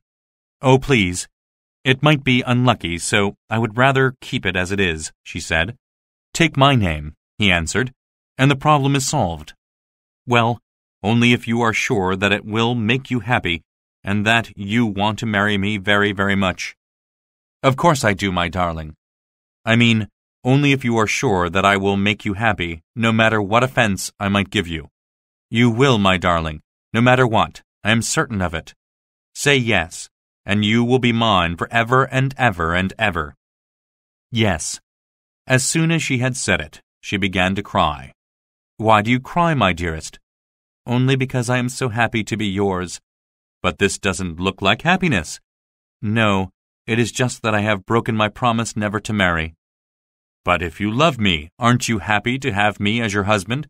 "Yes, yes, yes. But sometimes I wish I had never been born." "Tess, do you love me or not?"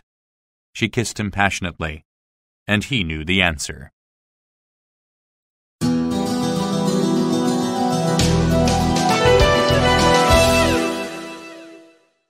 Chapter 15. To Tell or Not to Tell. Tess wrote to her mother the very next day, and by the end of the week she received a reply. Her mother said she was very pleased to hear that she was going to be married. She also advised her daughter, very strongly, not to tell her intended husband anything at all about what she called her previous trouble. Her mother confessed that she had not told her husband everything before they married, and that this was very common, even among the highest ladies in the land. It is the heaviest burden I have to carry, but she thinks it is just an incident that can be easily forgotten, thought Tess. But perhaps her advice is right. Silence seems the best way to protect Angel's happiness, so I will do as she suggests. The next weeks were happy for Tess and Angel as they walked together, chattering and laughing every afternoon. In reply to a question from her, Angel told her that he was not at all worried about marrying a dairymaid, since after all, she was a d'Urberville. We will move far away from here, perhaps even out of England, so we will not have to worry about what people think of us here, he added. One evening, as winter approached, they sat together in the house. She reminded him that they had seen each other many years ago at the village dance, where he had not danced with her. Why didn't you stay and dance with me and marry me then? She suddenly cried out. I wish I had, he replied. But don't be so bitter about it. We will have many years to make up for those 4 we have lost. She almost told him about her past then, but she remembered her mother's advice and kept her silence. Tess, when will the wedding day be? He suddenly asked.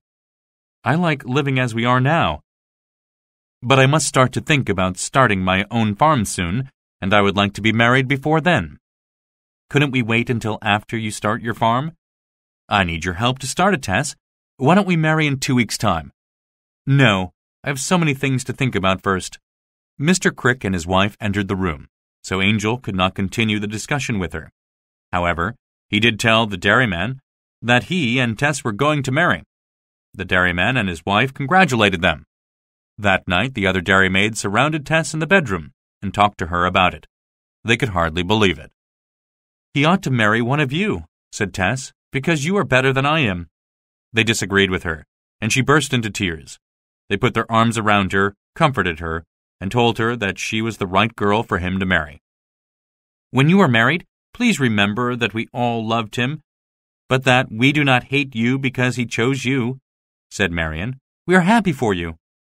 Tess lay in her bed and decided that she would tell Angel her story because it seemed wrong to take him away from other girls who had more right to marry him than she did. It was almost winter. Tess still refused to name the wedding day, although Angel asked her many times. At last, she had to decide. Angel was to leave Talbothays in the new year. Since Mr. Click needed fewer dairymaids during winter, it seemed sensible that Tess should leave with him as his wife. So they agreed on New Year's Eve. The Cricks were told, although sworn to secrecy, since Angel and Tess wanted to keep the wedding as private as possible. Tess wrote to her mother again, telling her of the wedding date and also asking for more advice. She was worried that Angel would not take it well if she told him her history after the wedding. Should she tell him before the wedding? To this letter she received no reply. Despite Angel's arguments for setting the wedding date soon, his plans for the future were not very clear apart from having an agreement to study at a flour mill next. He went to the mill one day and discovered that there was a house nearby which had once been owned by the d'Urbervilles. He decided that he and Tess should go there immediately after the wedding and stay there. Then we will go to some farms on the other side of London, and in March or April we will visit my parents, he said. Tess was very nervous in the weeks leading up to the wedding. She was sure that something would spoil her happiness, but nothing did. Everything seemed to go well. On Christmas Eve, the young couple hired Mr. Crick's gig and went shopping in a nearby town. It was the first time they had been out together. Tess was so pretty and happy that it made people stop to look at her. At the inn that evening, 2 men passed Tess as she waited for Angel at the entrance. "Pretty girl," one of them said to the other. "Yes, but I'm sure—" Tess saw him too, and thought she recognized him as a man she had seen in Trantridge. She started away from him in fear just as Angel was approaching. Although he heard nothing, Angel saw her fear. He walked up to the man and hit him on the chin with his fist, sending him staggering into the passage. The man was about to hit back when he looked at Angel. and then again at Tess. He then said, "I'm sorry, sir. I thought she was another woman 40 miles from here, but I was wrong." Angel also apologized and gave the man some money. "Were you wrong?" asked the man's friend when they had walked a little farther. "No, not at all, but I did not want to hurt the gentleman's feelings." As Angel and Tess drove home in the gig, Tess asked him if the wedding could be postponed if necessary. He laughed and told her that it would be very difficult.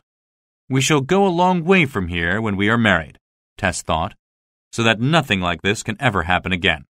Nevertheless, she was very worried and decided that she had to tell him her past before the wedding took place. It would be too terrible if he found out from somebody else after the wedding. She did not have the courage to tell him face to face, so she wrote the whole story down on 4 sheets of paper.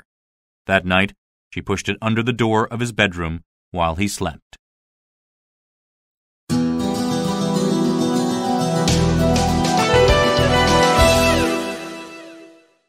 Chapter 16. Time to Tell. Tess didn't sleep very well after pushing the 4-page confession under Angel's door. Therefore, she was awake early the next morning. She woke soon afterward and came downstairs, but said nothing about the letter. She felt that she could not ask him about it unless he spoke about it first, but there was no change in his behavior, and the day went by without incident. Every night and every morning it was the same. She began to doubt that he had received the letter, so she looked into his room one day but could not see it anywhere. On the morning of the wedding, Mr. Crick and Mrs. Crick had decorated the breakfast room to celebrate the day. Tess and Angel had written to their families, but none of them were planning to come to the wedding. After breakfast, Tess ran upstairs to look once more for the letter she had written and found it under the carpet, where it had obviously remained, still sealed, since the day she pushed it under the door. What could she do? She felt that she could not give it to him while he was so busy preparing for the wedding. However, she knew that there was still time to talk to him. "I want to talk to you," she said when she saw him a little later. "I need to tell you all my faults and mistakes." She tried to make it sound less serious than she thought it was. "Not today," he replied. "For today you must be perfect for your wedding day. We will have time for all that later, and I will also confess all my faults then." She tried again, but he insisted. "I really don't want you to tell me all your faults now. We can talk about our faults tonight, after the wedding." Tess spent the remainder of that day as if in a dream. She dressed in the beautiful clothes Angel bought for her. She climbed into the carriage Angel had hired for the wedding, and together they drove to the church. She heard hardly anything that was said in the church. After the wedding, she looked so sad and serious that her new husband asked her if she was feeling ill. She assured him that she was well, but Tess was only thinking of the seriousness of the step they had just taken. Secretly, she was thinking, "Yes, I am now Mrs. Angel Clare by law, but by nature I am really Mrs. Alec d'Urberville."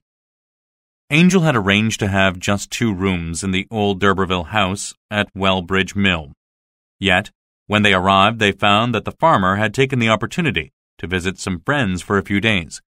Consequently, he had left the whole house for them. A maid was there to take care of their needs, but she did not stay the night.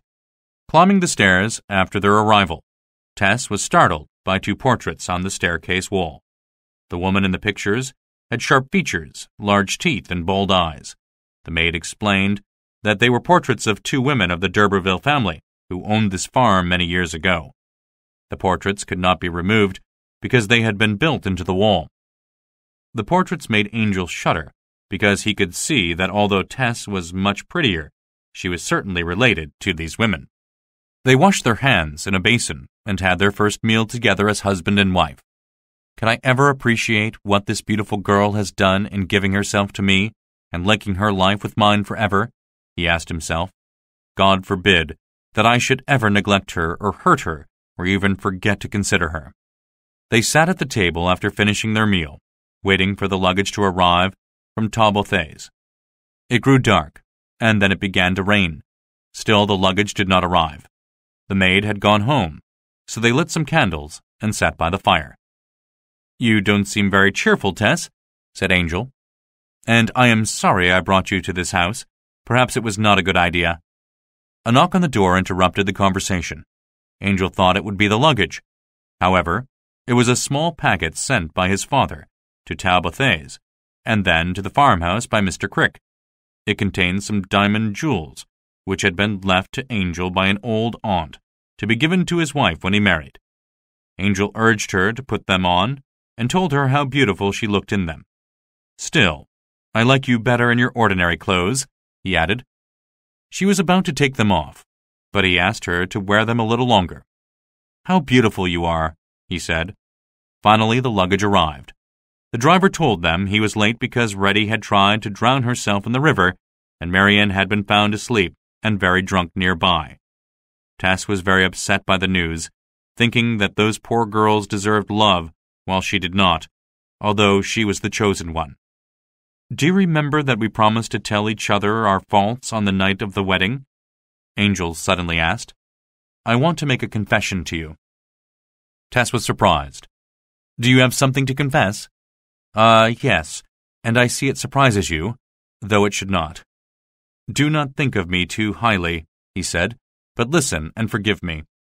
I should really have told you this before the wedding, but I didn't dare because I didn't want to lose you." Tess was so astonished to hear him say to her exactly what she wanted to say to him that she couldn't speak. He went on to tell her of a time in his youth when he had spent 2 days in London with a woman, but that he had soon realized how wrong it was. He had never seen her again and had never repeated that kind of behavior. "Can you forgive me?" he asked. She readily forgave him, and said she was glad, for now he could forgive her. "Oh yes, it is time for your confession now," he said, "but I am sure that it cannot be worse than mine." "That's right," she cried. "It is not worse than yours because it is the same." She held his hand and told him her story.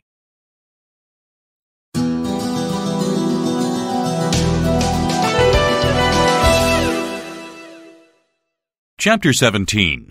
Forgiveness is not all.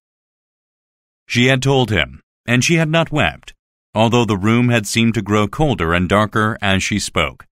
Angel stirred the fire and then stood up. "Is it true? Must I believe it?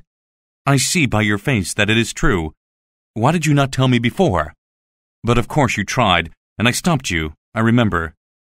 Tess stood and looked at him with eyes that still refused to weep. She knelt at his feet and begged him to forgive her. "In the name of our love, forgive me as I have forgiven you. Forgiveness is not the issue. You were one person and now you are another. How can forgiveness fix that?" He broke into horrible laughter, like laughter from hell. "Don't!" she screamed. "Have mercy. I have tried and hoped to make you happy. I thought that you loved me for myself. How can you look at me and speak to me that way if it is me that you love? I began to love you, and I will love you forever. How can you, my own husband, stop loving me? I repeat that the woman I loved is not you, but another woman in your shape." She saw that he thought the very thing of which she had been afraid for so long. She was an impostor. She sat down and, at last, began to weep. He waited silently for her to stop. Then she asked him, "Am I too wicked for us to live together, Angel? I have not been able to think about what we should do. I will not ask you to let me live with you. If you go away, I will not follow you. If you never speak to me again, I will not ask why unless you tell me I may. I will do everything you tell me to do like a slave. All this self-sacrifice is very noble, Tess, but it does not match your actions before the wedding. You should have told me." He did not know what to do. A large tear rolled down his cheek, but Tess did not see it. "I cannot stay here at the moment," he said. "I will go for a walk." He was gone. She could not stay alone. So she put on her coat, put out the candles, and went out after him. It had stopped raining, but the road was muddy. She followed him at a distance, and then she came alongside him. They did not speak, until at last she cried out, "What have I done? I have not told you anything that denies my love for you. What you are angry at is in your own mind, not in me. I am not the deceitful woman you think I am. I was a child, and knew nothing about men." "It is true that you are more sinned against than sinned yourself," he replied at last. "Then will you not forgive me?" I do forgive you, but forgiveness is not all. And can you not love me? To this question he gave no reply. My mother told me that there are often cases like this, and that happy marriages can still be the result. You cannot understand. You might be a d'Urberville, but you have the understanding of a dairymaid. They walked on in silence for a while, one behind the other. I can see that I will cause you pain and unhappiness all your life. The river is just below us, and I am not afraid to throw myself in it. Don't speak such nonsense. I will not hear it. You do not understand anything. Go home and go to bed. I will, she said dutifully. They had walked without thinking about where they were going and had gone in a circle, so they were quite close to the house, and she was soon indoors again. Everything was as she had left it. She undressed and got into bed. It was not long before poor, tired, lonely Tess was fast asleep. Later that night, Angel Clare also returned to the house. He listened at the bedroom door and heard her breathing. He went down the stairs, intending to sleep in the sitting room. He turned back to look at the bedroom door and caught sight of one of the two portraits. The face looked so evil and cunning that he turned away again and made himself a bed in a sitting room chair. He was woken by a knock at the front door, on the cold, gray morning that followed. He remembered that the maid would come, so he put his head out the window and told her that they would manage by themselves for the day. He lit a fire and prepared breakfast. Then he went to the foot of the stairs and called out in a normal voice, "Breakfast is ready." He opened the front door and went outside for a moment. When he returned, she was already at the table. She looked at him hopefully, but the moment she saw him, her hope died. Both of them were, in fact, pale and weak, as if they were only shadows of their former selves. She touched his hand, very lightly, and found it strange that this was the flesh of the man she loved. Her eyes were bright, her face and lips were pale, and she looked absolutely pure. "Tess, say it is not true." He looked at her. His eyes begged her to deny it, but she could only repeat that it was certainly true. "Is he living?" "The baby died, but the man is living." "Is he in England?" She told him that he was. He said that he had hoped that by finding a wife from the countryside, he would find a pure and innocent woman. "You can divorce me," she replied. "You do not understand the law, Tess. I cannot divorce you." With widened eyes, she said, "I thought that you could, but now I see how wicked you must think of me. I always believed that you could divorce me, although I hoped that you would not. I should have killed myself last night, but I did not have the courage. Besides, I did not want to bring shame to your name." He was angry at this, and made her promise that she would never do such a thing. "Of course I promise," she said, for she had no will to oppose him. He cleared the breakfast table, and, not knowing what else to do, he went to the mill, as he had planned.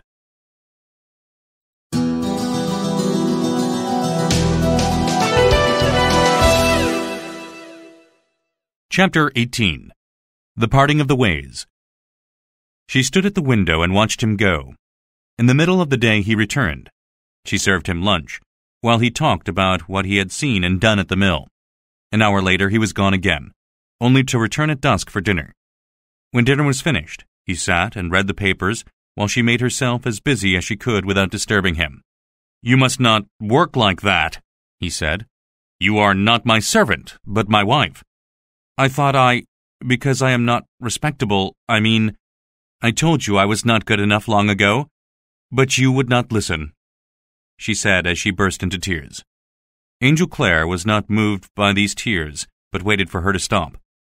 "I wish half the women in England were as respectable as you. You must understand that it is not a matter of respectability, but one of principle." That day and the next were spent in the same way. Once, as he was leaving for the mill, she put her cheek near him to see if he would kiss it. He turned away and said only that he would be home at the usual time. She felt as if she had been struck. He saw it and said, "You know, we must stay together for a while to avoid a scandal, and while I think of a course of action. However, our being together has no other meaning." Later, on his way to the mill, he thought that he was perhaps unkind and should have kissed her, at least once. Tess gave up all hope of forgiveness. She would have left while he was at the mill, but she thought that this might do him more harm, and this she could not bear to consider. "I cannot live with you long," he said on another morning, "without losing respect for myself and for you. How can I live with you as your husband while that man lives who is by nature your husband? And that is not the only problem. Think of any children we might have. What will happen to them if the truth about you becomes known, as it certainly will?" She had not thought of this and could not argue against it. Although she could have said that nobody in Australia or Texas would care about her misfortunes, she did not think of that. But Angel did. Yet he would not allow it to change his mind. "You must go away from me," she said. "But what will you do?" "I will go home." He had not thought of that. "I should go home as soon as possible," she added. "Otherwise, I might cause you to change your mind, and that would only bring you more suffering. If we stay together, one day something will happen, and you will mention it to me again. I will never be free of it. I want to leave you now, and I want to go home." She had hoped that he would disagree, and was disappointed when he quickly agreed. "I will go away too, and perhaps, when I have decided what to do, I may write to you." That evening, they both went upstairs to pack. She to return to her mother, and he to continue his farm studies elsewhere. The following morning, they set out together in a carriage. Angel had some business to do with Mr. Crick at Talbothays, which was on their way. They stopped there and went in together. Mrs. Crick told Tess all about Reddy, who had gone home to her father, and Marion, who had left to find other employment. Tess pretended, as well as she could, that she was happy. However, after they had gone, Mrs. Crick said to her husband, "Something's wrong. She doesn't look like the proud young wife of a gentleman." Angel and Tess drove on until they reached a town called Nuttlebury, where they parted ways. "I will leave you here, Tess, and the driver will take you to Marlett. Please understand that there is no anger between us. I will write to you and let you know where I am going, as soon as I know it myself. If I can overcome my feelings, I will return to you.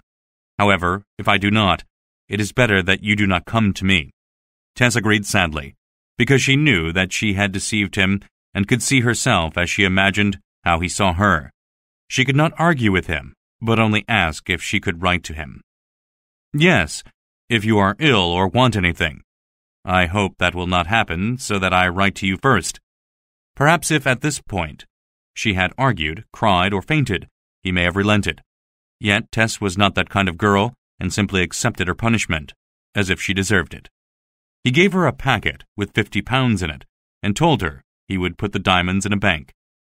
Then he put her back in the carriage and told the driver to go on. He watched it go up the hill, while inside Tess lay on the seat in a faint. By the time she was strong enough to sit up and look out the windows, they were almost at Marlett. They stopped at a turnpike, and Tess left her baggage there and walked into the town by a back lane. When she saw the house, she wondered how she could possibly enter it and face her parents.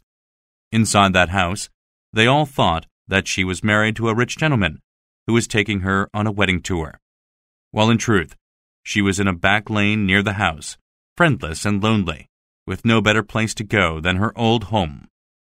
An old friend saw her and asked where her new husband was, and she told her that he had been called away on business. Tess climbed over the garden hedge and walked toward the house, where she could hear her mother singing, as she always did. What would she say when she saw her daughter?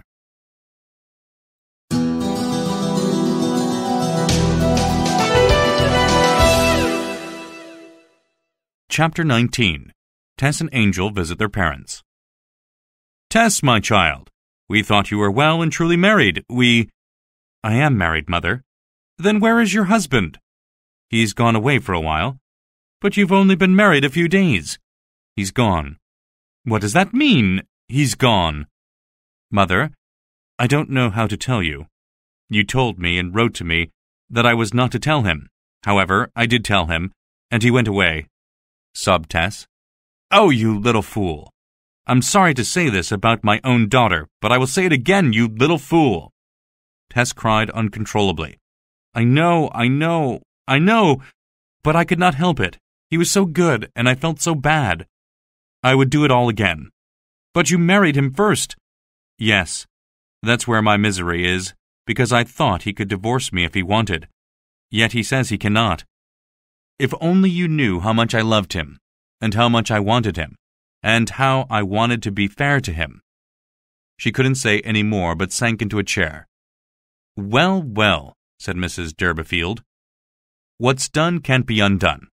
Why do my children have to be more stupid than other children? I don't know what your father will say.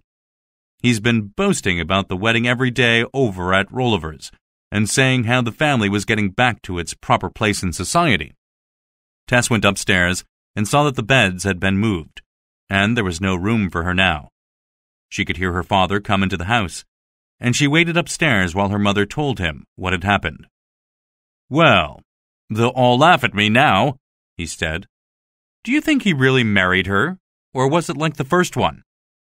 When Tess heard this, she decided that she could not stay at home.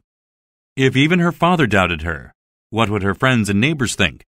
A few days later, she received a short letter from Angel, telling her that he had gone to a farm in the north of England. She used this letter as an excuse to leave. She gave her mother half the money that Angel had given her and said goodbye. 3 weeks after he was married, Angel was walking down the hill to his father's house.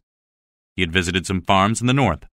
However, his heart was troubled, and he did not learn much about farming.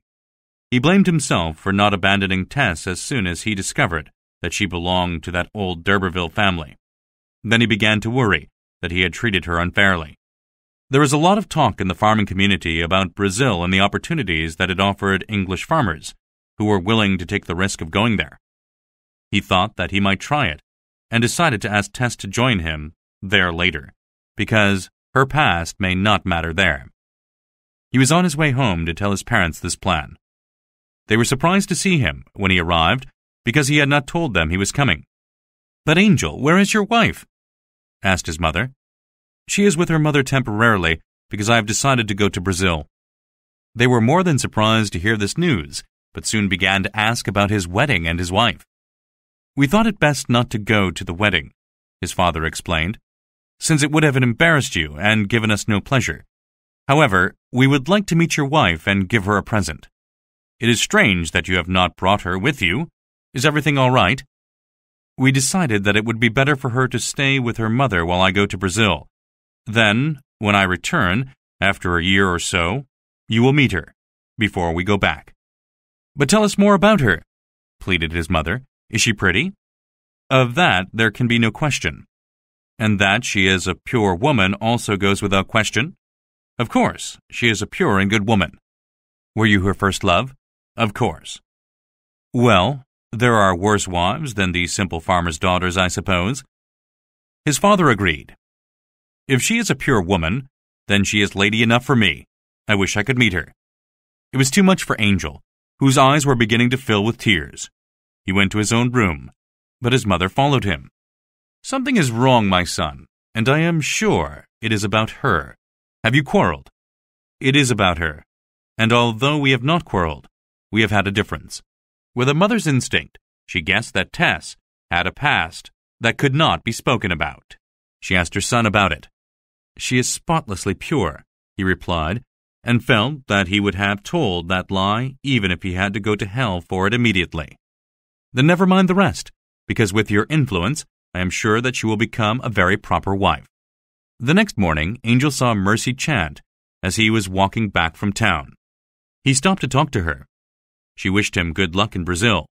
She was so earnest that he had a mad moment and told her that he had invented a new religion.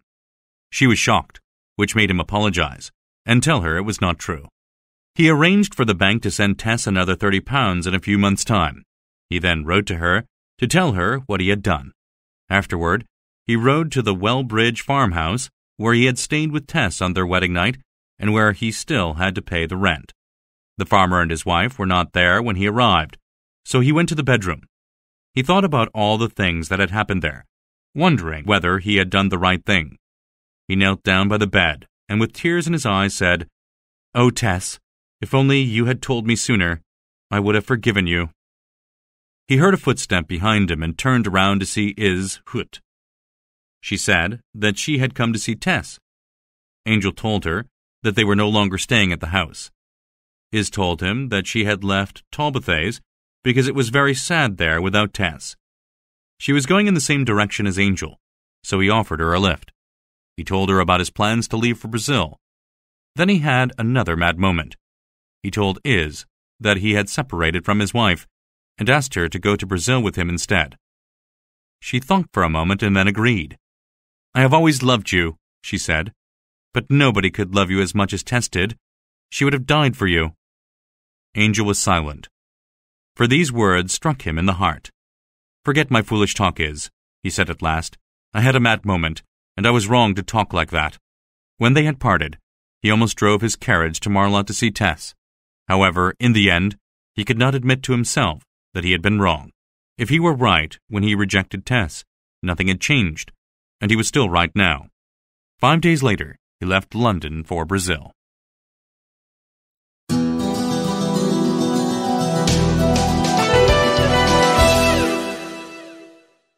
Chapter 20. Working in Winter. When Tess left her home in Marlott, she went to Port Bredy, which was just as far from Marlott as it was from Talbothays. She worked in another dairy for a few months before going to work in the harvest. She had given her parents half the money that Angel had given her previously. She did not spend the other half, but preferred instead to use her own money. However, a period of wet weather meant that there was no work, so she was forced to use some of the precious pounds from her purse. She hated giving it up because it had come from her lover's hands. Then her mother sent her a letter telling her that the cottage in Marlott needed a new roof before winter, and they needed £20 to pay for it. Tess had just received the £30 from Angel. She kindly sent £20 to her mother and spent most of the rest on new winter clothes. Soon she had no money left, but she refused to ask Angel's parents for money. She hoped Angel would not stay long in Brazil. Yet, Tess had no idea that, at that time, Angel was ill with a fever. In the hot climate of that country, he lay very sick. Like many other English farmers, he had not been able to establish a profitable farm. Tess needed to earn some money. She could have returned to Talbothays to work again as a dairymaid. However, she was afraid of the memories that would haunt her there. She was grateful to receive a letter from Marion, who was working at another farm. The letter told her that the farmer needed some more workers, and Tess was soon on her way there. As she walked along the road, she was seen again by the man from Trantridge, who had recognized her before and whom Angel had hit. He spoke to her. Tess was so frightened that she ran away as fast as she could and hid in a nearby wood. It was almost dark, and she made a bed of leaves and slept there. She slept badly and did not dare to come out of her hiding place until it was broad daylight. She walked to a nearby village and had some breakfast. She became alarmed when a young man began to talk to her and tell her how pretty she was. She did not want this kind of attention. So, as soon as she could, she went back into the woods and put on her oldest dress. Then she put a rag around her head as if she had a toothache and cut off her eyebrows. Back on the road, 2 men passed her, and she heard one of them remark to the other how ugly she was. It almost made her cry. But she told herself that she loved only her husband. She hated all other men, and it gave her pleasure to make them despise her. It rained most of that day and all the next day, but Tess didn't care. She walked slowly toward the village of Flintcombe Ash, close to the farm from which Marion had written to her. She arrived at the village cold, wet, hungry, and dirty. She stood near a cottage to shelter from the rain. The wall of the cottage was warm because she was standing near the chimney, and she put her hands and then her face against it. It seemed to her that the wall was the only friend that she had. She would gladly have stayed there a long time, but she saw Marion coming along the road. She was even fatter and redder in the face than before and shabbily dressed. Tess was happy to see somebody she knew. But when Marion saw the cloth around her face and asked if her new husband was beating her, she was less pleased and quickly took off the cloth. She explained that her husband had gone overseas. She was very unhappy, but it was her own fault. She would be grateful if Marion would not tell anybody that she was married. Marion agreed, and they walked together to the farmhouse where Marion worked. It was a miserable-looking place, with no trees or green grass anywhere to be seen, just bare dirt and turnips in large fields. The farmer was not home, but his wife agreed to hire Tess on condition that she stayed until April the following year. Tess signed the papers and returned to the village to find a place to stay. She wrote a letter to her parents to tell them where she was living. However, she did not tell them how bad her situation was, because she thought they might think badly of Angel for allowing her to live so poorly. The only fat thing on Flintcomb Ash Farm was Marion. Everyone and everything else was poor and thin, but Tess set to work patiently with Marion. Their job was to dig the turnips out of the ground for the cattle to eat. The ground was plain and brown, the sky was plain and white, and the two women wore plain brown dresses and hoods. They worked out, hour after hour, not thinking about the picture they presented or even about the justice or injustice of their lot. In the afternoon it began to rain. Marion said that they could stop working if they liked. However, she added, if we don't work, we won't be paid. And so they continued to work. They were on top of a hill where the wind blew so hard that the rain hit them horizontally like glass splinters. They became thoroughly wet. Despite this, they talked quite cheerfully as they dug out the turnips in the rain, remembering the happy days they had spent at Talbothays. It's actually not far from here, said Marion, pointing to some hills. They both looked in that direction for a while, though they could not see very far through the rain. They worked together in this field for many days. It was hard work. In the mornings the ground was covered with frost, and in the afternoons it always rained. Tess, as she dug out the turnips, or cut off their roots for replanting, still hoped that one day her husband would forgive her and return. This hope sustained her. Marion, however, had other hopes. She wrote to Iz and Reddy, inviting them to come and visit Flintcomb Ash Farm. A few days later, she told Tess that Iz had promised to come if she could.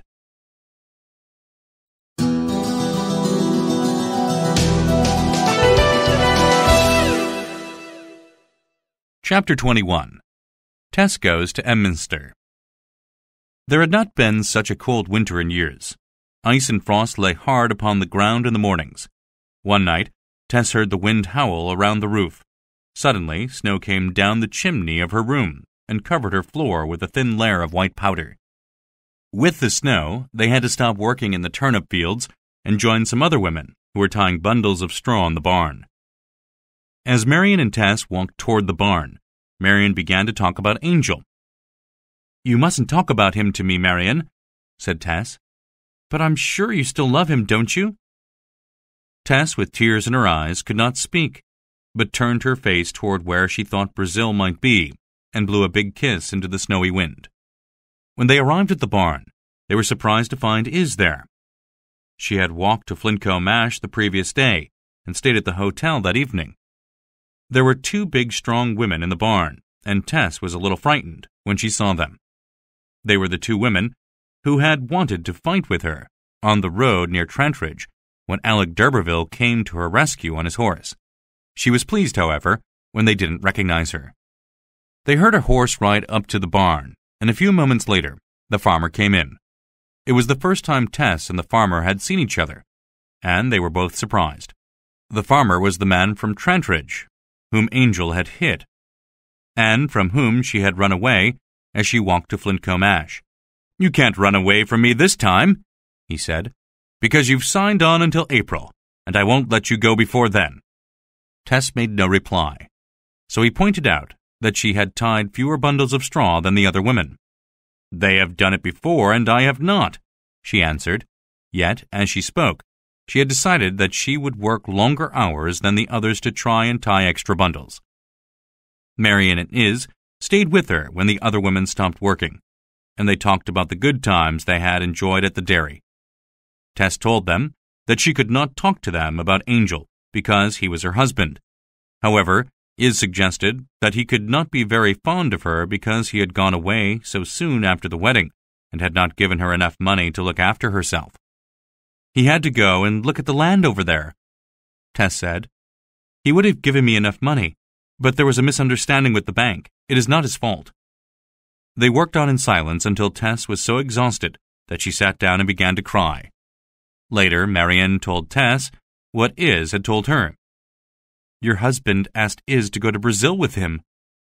Tess's face turned as white as the snow outside, and a moment later she burst into tears.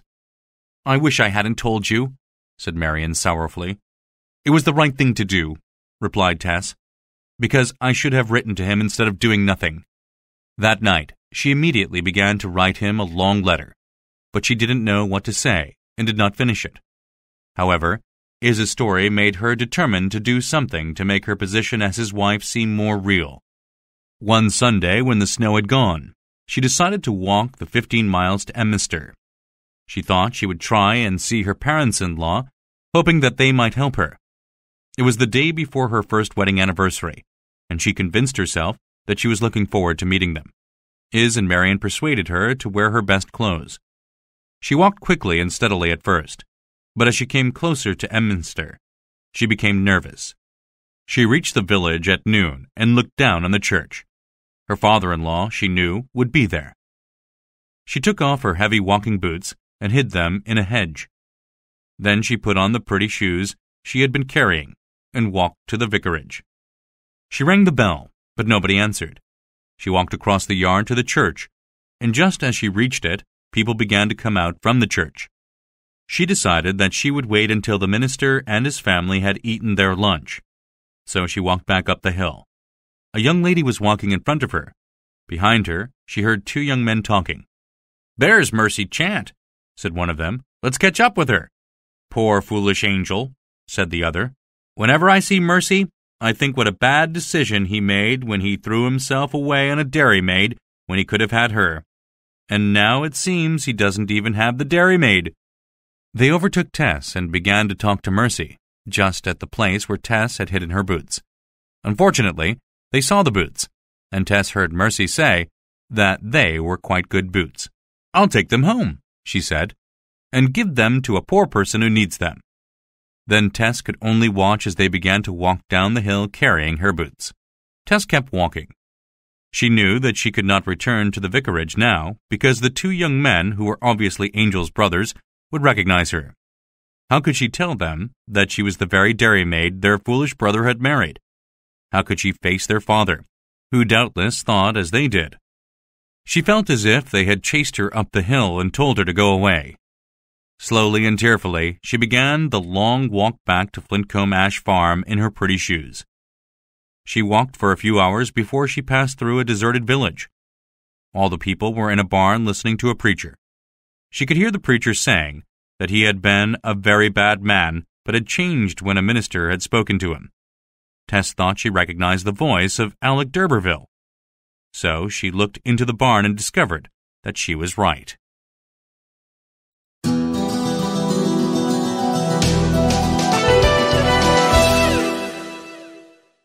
Chapter 22. The Return of Alec d'Urberville. Tess had not seen Alec d'Urberville since she left Trantridge. She was very afraid to see him now, despite the fact that he was telling the whole world how sorry he was for all his bad behavior in the past. At first, she could hardly believe that it was him, but there could be no mistake. She was staring at the father of her dead son. A flood of bad memories rushed upon her, and she couldn't move. When she did move, he recognized her, and the effect on his speech was immediate. The fire went out of him, and the words refused to come from his lips. His eyes roamed all over the barn, not knowing where to look but always coming back to rest on Tess. She got out of the barn and back onto the road, not knowing what to think. What she did know was that she must get away from him as soon as she could. She walked quickly now, putting as much distance as possible between her and the village, up one hill, down the other side, and up the next hill. But she was not quick enough. She heard his footsteps running after her. Then he called out to her. She didn't want to see him or speak to him, but it could not be avoided. So she stopped without looking back. He ran up to her. "Tess, it is I, Alec d'Urberville." "Yes, I can see that it is," she said in an unfriendly voice, "and I wish that you had not followed me. Tess, I am a changed man, and I want to change you too." He told her about old Mr. Clare and the effect of his words on him. Have you heard of him? He asked. I have, she said, but I cannot believe that you have become a better man. Why not? Because a better man than you taught me that such things cannot happen. Who is this better man? I cannot tell you. They continued along the road, mostly in silence, and she wondered how far he intended to walk with her. At last, he said he had to leave her because he had another preaching engagement in a nearby village. You have upset me, he said. I must go away and find some strength, but I would like to know who has taught you to speak so well.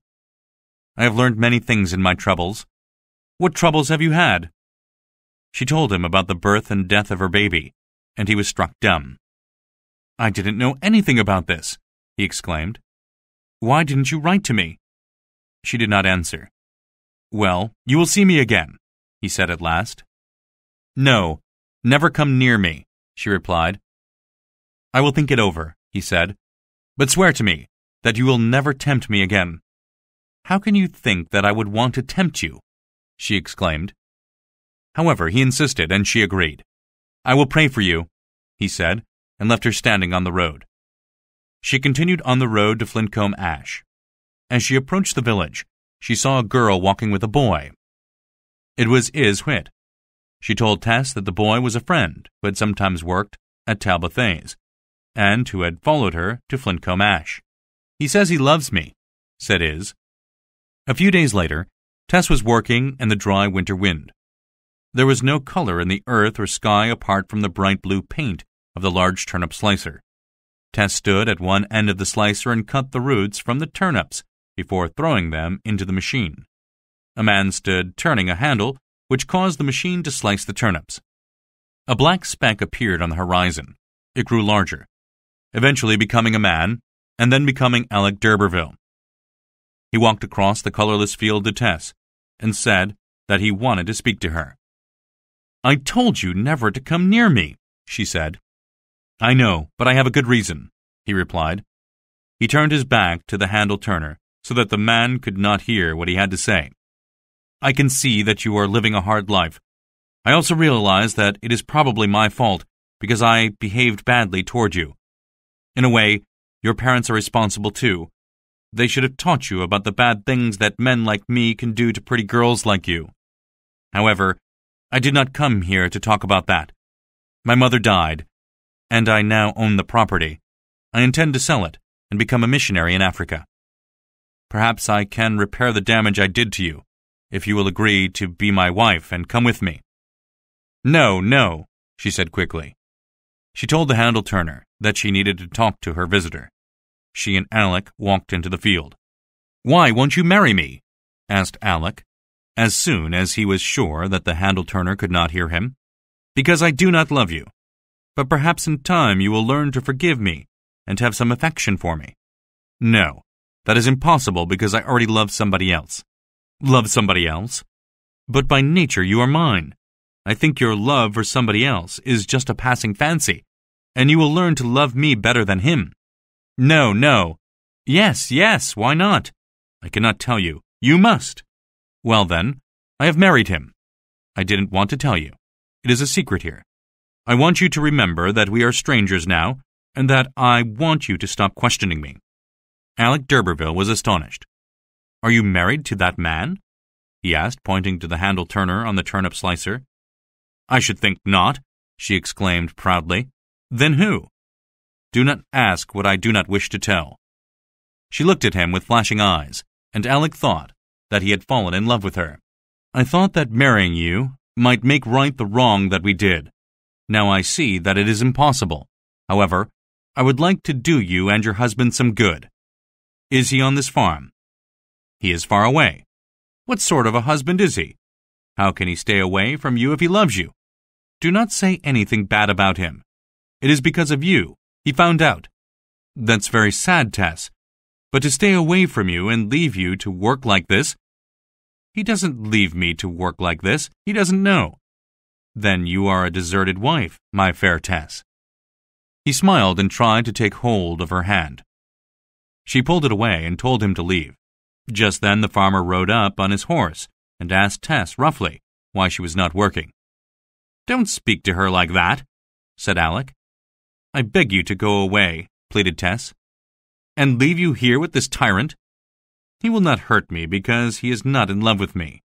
Alec d'Urberville left. The farmer continued to tell Tess that she was a lazy worker and that he would make sure she worked hard until the end of her contract in April.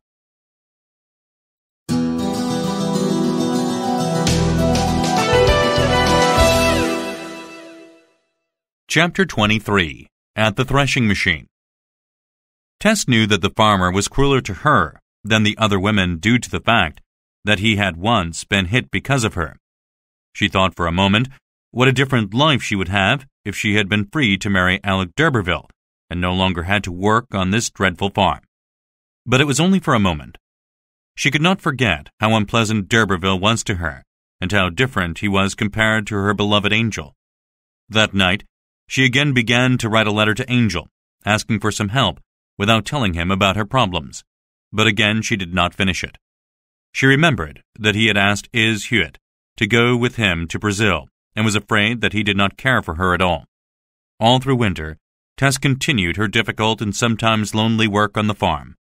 One day in February, she was sitting alone in the cottage where she lived when Alec d'Urberville arrived and knocked on the door. "I couldn't help it," he said when she opened the door. "I had to come and see you again, although I know you do not want me to. Ever since the day I saw you in the barn, I have not been able to get you out of my mind. You are a good woman, and I am a bad man, and I wish you would pray for me." "How can I pray for you when I don't believe it would do any good?" "You seem to have no religion, Tess." "I have the religion that my husband taught me." She felt pleased to talk about Angel's beliefs. She did not understand everything that he had taught her, but she remembered it all. Alec listened carefully. "Tess, I was on my way to preach at Casterbridge. I should be there. The people are waiting for me, but I came to see you instead. I can't believe what I have done. You have tempted me again, like a witch, and I cannot stop thinking about you. I am not tempting you. It is not my fault that you saw me again. I do not blame you, my Tessie. However, it does make me angry that your husband does not protect you from that farmer, and that you will not let me do it for him. Do not speak against him. He is absent. You are a wicked man. Leave his wife now." Tess was angry.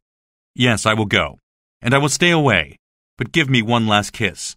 I am defenseless and alone here, and you should be ashamed to even think of it." Yes, I suppose so," he said and went slowly outside and walked away. Tess was very sad. She missed Angel very much and wished that he would come to her. But deep in her heart, she knew that he would not come. In March, it was time to thresh the wheat. Early in the morning, the big red threshing machine stood ready, and the black steam engine was warming up. The engine made the thresher work, but the bundles of grain had to be fed into it. This was the work that Tess and the other farm workers did. The workers remembered times when there were no engines and no threshing machines. They said back then all the work was done by hand, more slowly but better. The farmer made sure that Tess had a difficult job, which kept her constantly busy. Therefore, she did not notice that a man had come into the field and was watching her. "Who's that?" asked Is, pointing him out to Marion. Marion looked at him. "I think it's the same man who was talking to Tess a few months ago." He watched until dinner time, and then sat with Tess while she ate. "Why do you trouble me again?" she asked angrily. "I should ask why you trouble me." "I never trouble you." "Yes, you do, for your eyes come to me day and night. Tess, I came to tell you that I have given up religion and no longer preach. I can't believe in it after you told me what your husband believes. I can't believe in his way either. So I will no longer believe anything. I will simply do as I please with my life. So here I am, back as my old self, and you are to blame, my love. Your husband's teaching has cured me of religion. I am now free to tell you that I like you and want you. I will look after you better than he does." She couldn't eat. "How can you talk to me like this, if you care even a little bit about me?" "That's true," he said, "and I did not come here to blame you for what I did. I came to say that I don't like you to work like this. You can come with me now and forget this person you call your husband." She picked up a thick working glove and hit him in the face, causing his mouth to bleed. He stood up, and she expected him to hit her, but he didn't. "Don't forget that I asked you to marry me, and would have made you my wife if you had not made it impossible," he said. "You did," she agreed. "And also remember this," he said angrily, taking hold of her shoulders. "You were once mine, and you will be mine again. If you are any man's wife, you are mine. I will leave you now, but I will come back this afternoon for your answer." The workers were returning to the machine as Alec left, and soon Tess was working hard again. At 3 o'clock, she saw that he had returned. He blew her a kiss and waved at her, but she did not respond and continued to work. By evening, everybody was exhausted. The threshing machine, which shook continuously, had no muscles to ache. But Tess, who had stood on it all day, had many aches and pains. She hardly knew where she was, or what she was doing. On and on the work went, with Alec watching. The farmer came to her and said that she could stop working and join her friend. She knew that Alec had asked for this, so she shook her head and continued to work, until finally it was done, and the threshing machine stopped. She climbed down from the machine, and Alec d'Urberville was with her in an instant. "Wasn't the fact that I hit you enough?" she said. "I am not so foolish as to be offended by anything you say or do," he said. "I've told the farmer that he should stop using women for threshing, because it is a man's work. You look so tired and weak. I will walk with you a little way." "Perhaps you are sometimes kinder and better than I think you are, but I do not understand you," said Tess. "I cannot fix the problem of the past by marrying you, but I can try to make your life easier. I have enough money to make your life and the lives of your brothers and sisters more comfortable. Trust me." He told her that he had seen her family, and she was tempted to accept help for them, but finally refused. "I will have nothing from you, either for them or for me." That night, she started another letter to her husband. She told him that she was in danger. She begged him to come to her as soon as possible, or to let her come to him, even if only as his servant. This time she finished the letter and sent it to Angel at his father's house.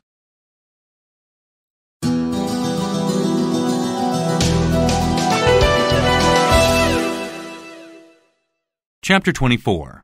A New Crisis. Old Mr. Clare received the letter and sent it on to his son in Brazil. When he received the letter, Angel was on the back of a mule being carried to the coast. From there he intended to sail back to England. He was still ill and had decided not to farm in Brazil, although he had not told his parents of this decision yet. Until then, he had not received any letters from Tess. He thought that she may have accepted the situation and was trying to forget him. In fact, he was already beginning to feel sorry that he had rejected Tess so quickly. Therefore, when he read the letter, he wondered whether he might, after all, be able to accept her. Subsequently, he met an Englishman, sick like himself, who was older and wiser than he. Angel told him about Tess and showed him the letter. His friend told him he was wrong to reject her. A few days later, this friend died.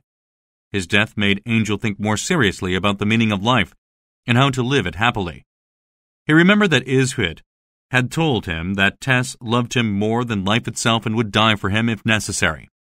He remembered how beautiful Tess had looked on their wedding day. He remembered how she had trusted him with her sad story that night, never thinking that he would reject her. With these thoughts, he began to fall in love with his distant wife again. Tess, after she had sent the letter, hoped that her husband would return. Although she was not always very optimistic, she began to practice singing the songs he had taught her. Perhaps she could sing them for him if he came to her. April was approaching, and it would soon be time for her to leave Flintcomb Ash Farm. One evening, she was surprised to receive a visit from her sister, Lisa Lou, who told her that the doctor had said their mother was very sick and might die. Her contract was not over for a few days yet, but she had to go to her mother. She left that evening, leaving the exhausted Lisa Lou behind with instructions to follow the next morning. Then she went past Marion's home and asked her to tell the farmer what had happened. The clock struck 10 just as Tess set out on her 15-mile walk. She was not afraid of the dark, because all she could think of was her mother. When she passed the village inn at Nuttlebury, she imagined all the people sleeping comfortably inside, but she had to continue walking. It was not until 3 o'clock in the morning that she reached Marlet, going past the field where she had first seen Angel Clare. She saw a light in the bedroom window of her father's cottage and noticed the new roof that she had paid for with Angel's money. She came into the house quietly and found her mother asleep, but still very sick. She sat with her until morning. While making breakfast for her sisters and brothers, she noticed how much taller they all looked after her year-long absence. Her father was ill too. However, it did not stop him from dreaming up new plans to make money out of being part of an old family. He told Tess that he planned to write to all the wealthy families in the area. He would ask for money to establish a fund to maintain him, because he was the head of an old and once powerful family. They maintain old buildings, he argued, and buildings are dead, so I'm sure they would maintain me if they knew about me because I am alive. Tess did not bother to argue with him, but set about fixing the problem she saw around her. They had eaten the seed potatoes, so she rushed out and bought some to plant in the garden. It was almost too late to plant them, but without them, they would have no potatoes next year. Tess and Lisa Lou worked hard to plant the potatoes, and as they worked, their mother's health improved. One night, Tess was working late with some other villagers in the potato fields when Alec d'Urberville turned up once again. "Why do you think so badly of me?" he asked. "I don't think badly of you.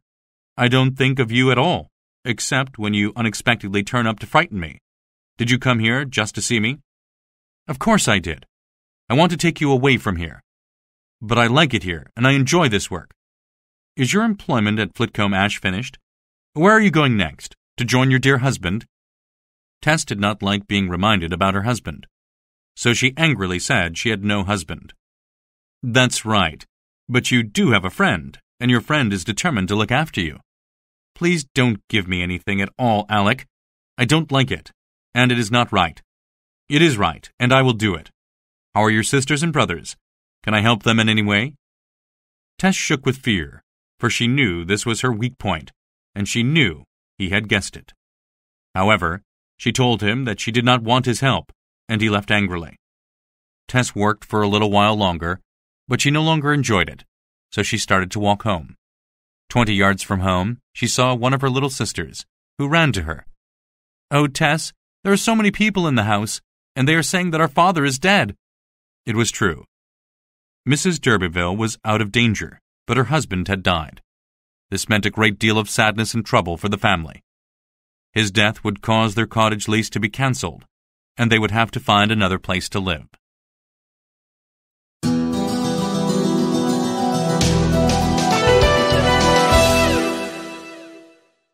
Chapter 25. On the Road to Nowhere. It was time for the Derbyfield family to leave their cottage. Late in the afternoon on the day before their departure, Mrs. Derbyfield took Lisa Lou and Abraham to say goodbye to some old friends, while Tess looked after the 4 younger children. She sat looking out the window and thinking that it was probably her fault that the family had to leave the cottage. People in the village did not like girls with strange morals, who might be a bad example for others. "I should never have come home," she said to herself bitterly. She heard a sound, and a moment later, Alec d'Urberville was at the window on his horse. "I heard that you are leaving." "Yes. It is the end of the lease, and we must leave because my father died. Mother might have been allowed to stay if it were not for me." "What about you?" "Well, I am not a proper woman." Alec d'Urberville blushed. "That's terrible," he said angrily. "But where will you go?" "We are going to Kingsburgh, where our family came from, and we have taken some rooms in an inn there.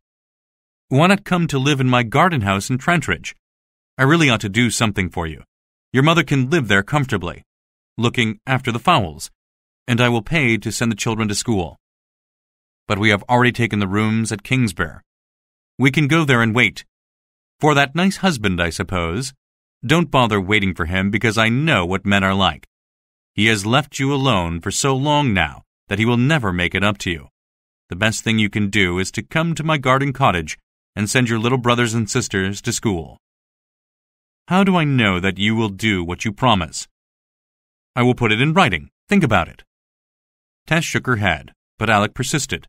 He told her that he would have the house cleaned and painted the next day, and the fires lit to warm the house. "I will be expecting you." She could not look at him. He took hold of her arm, but she hit him. "I know you didn't mean that," he said. "I will be expecting you and your family tomorrow." "We will not come. I have plenty of money." "Do you? Where?" "With my father-in-law, if I ask for it." "But I know you, Tess, and I know that you would rather starve than ask for it." With that, he left, swearing angrily at a man who got in the way of his horse. Tess remained sitting at the window for a long time thinking about the injustices of life. She believed that she had never meant to do any wrong, or hurt anybody, or take advantage of them. But everyone in the world, including her own husband, whom she loved, had made life very difficult for her. She wondered why she was being punished so much.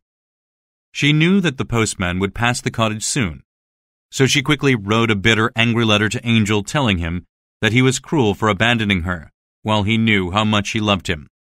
She wrote that she could never forgive him. She gave the letter to the postman and went back to the 4 young children sitting around the fire. When her mother came home, the children told her that a man had visited Tess. "Who was it? Your husband?" "No, he will never come." "Then who was it?" "Don't ask. You have seen him before, and so have I." "What did he say?" "I will tell you tomorrow, when we are settled in Kingsburgh." She had said that he was not her husband, but she was beginning to feel that he was the only husband she would ever have. It was still dark the next morning, when the wagon arrived and they began to put the furniture and bedding on it. The sky was cloudy and the wind was cold, but at least it was not raining. Some friendly neighbors helped with moving the heavier pieces of furniture, and a bed was made on the wagon for Mrs. Durbeyfield and the younger children. By 2 o'clock everything was loaded, and the wagon moved off. A cooking pot hung from the back of the wagon. Mrs. Durbeyfield sat on top of a pile of bedding, with the clock, carrying it in her lap to protect it from any unexpected movements due to the rough road. On the way, they stopped at an inn to feed the horses and take some refreshments themselves. Tess was surprised to find Iz and Marion, who were also moving to a new farm and who had coincidentally stopped at the same inn, for the same reasons. They told her that the man who often visited her had come to Flintcomb Ash and asked for her, but they had refused to tell him where she was. "He found me anyway," murmured Tess. Soon it was time to go on, and the horses pulled the heavy wagon up the hills and through the valleys to Kingsburgh. A man came to them as they drove into the village and told them that the rooms they had asked for were unavailable. He was very sorry, but the request had not been received until it was too late to reply, so they would have to find another inn. The wagon stopped beside the churchyard wall. They tried to find other accommodation, but they could not. At last, the driver said that they would have to unload the wagon because he had to return with the horses. He helped them take all their furniture and bedding off the wagon and pile them against the wall of the churchyard. Then Tess paid him, and he drove away, leaving them standing on the road. It was a cold evening, but at least it was dry. They put up the big 4-poster bed next to the wall of the church, where they could see some graves marked with the old D'Urberville seals and names. Above the bed was a stained glass window known as the D'Urberville window, which had the family's coat of arms on it. Mrs. Durbeyfield pulled the curtains of the bed, making a kind of tent, and put the 4 smaller children in it. Then the poor widowed mother took Lisa Lou and Abraham with her to find some food and perhaps a place to stay, while Tess stayed with the small children in the bed. As Mrs. Durbeyfield was leaving, a man on horseback rode up to her and asked for Tess. Of course, it was Alec d'Urberville, and he went into the churchyard. Tess had gone to look at the graves of her ancestors, and he found her there. "I am here to help you," he said cheerfully. "What can I do?" "Go away." "I will. I will find your mother, but just remember, you will be good to me one day." He left, and Tess knelt down by one of the graves.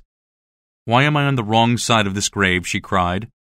Meanwhile, Iz and Marion talked about Tess and Angel, deciding to write a letter to Angel, warning him that his wife was in danger.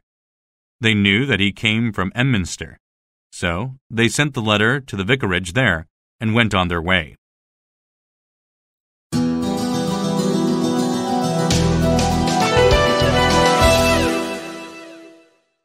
Chapter 26.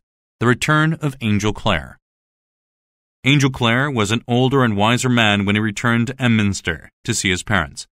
After receiving Tess's first letter, he had decided that he would forgive her, and he felt certain that they could still live as a happily married couple.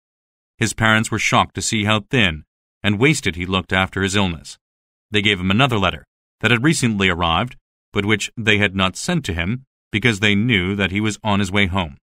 It was the letter that Tess had written just before leaving Marlott with her family, in which she told him that he was cruel and that she could never forgive him.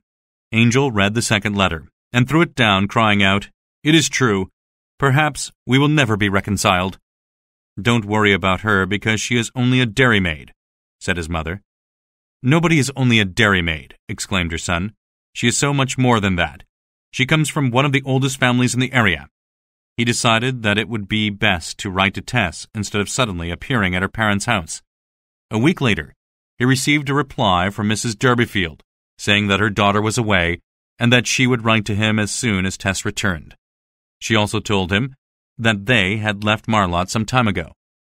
Angel was puzzled by this, but pleased to hear that at least Tess was well. He waited a few more days for another note from her mother.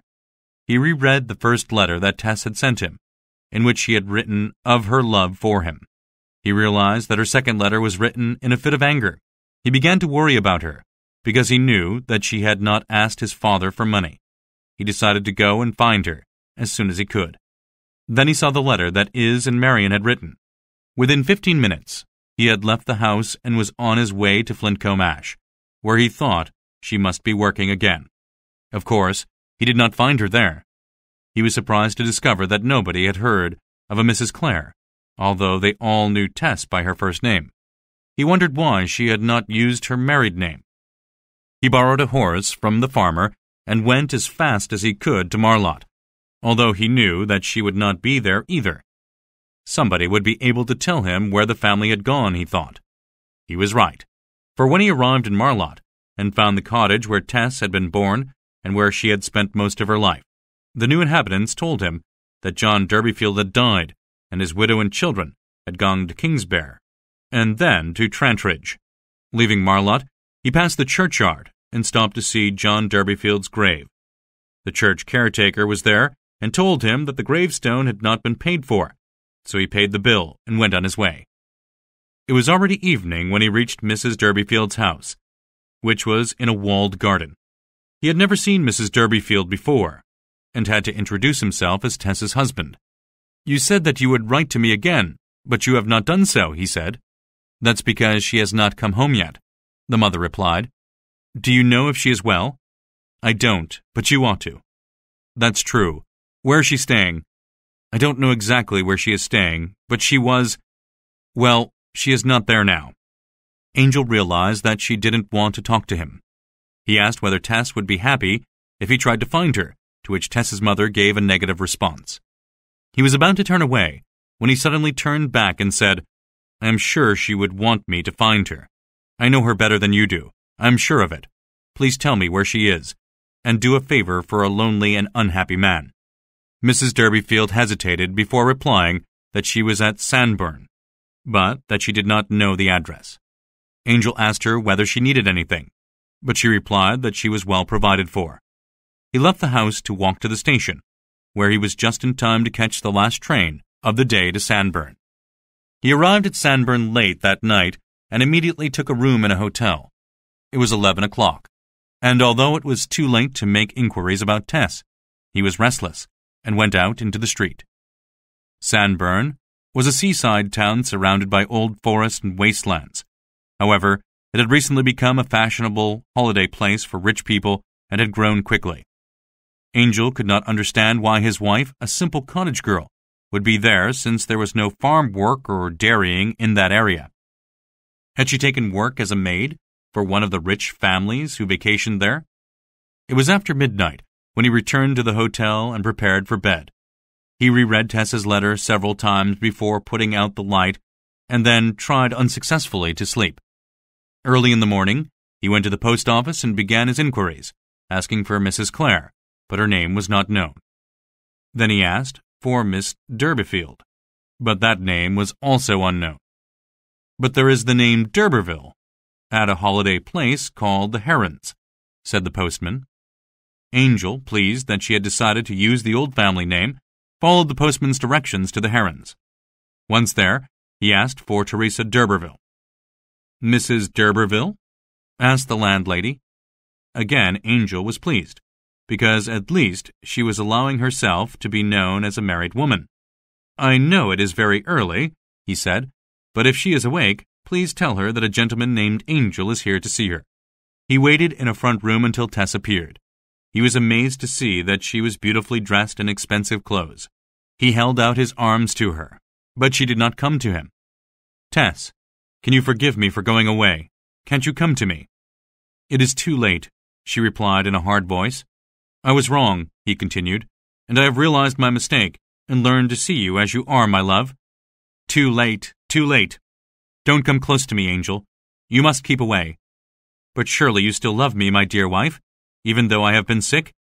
I have come to find you and take you to meet my parents." "Yes, oh yes, but it is too late." She was like a person in a dream who tries to move away but cannot. "Don't you know? How do you come here if you do not know? I made inquiries and found the way. I waited and waited for you, but you did not come. I wrote to you, but you did not come. He told me you would never come, and you did not come. He has been very kind to my mother, and my brothers and sisters, and I don't understand. He has won me back to him." Suddenly, Angel understood, and his heart sank. "He is upstairs," she continued, "but I hate him now because he told me a lie, and you did come back. He gave me these clothes, and he is like a husband to me, and you never were. Please, Angel, will you go away and never come back?" They stood staring at each other, not knowing what to do or say. "It is my fault," he said at last, but he could say no more. Suddenly Tess was gone. A few moments later, he found himself walking in the street.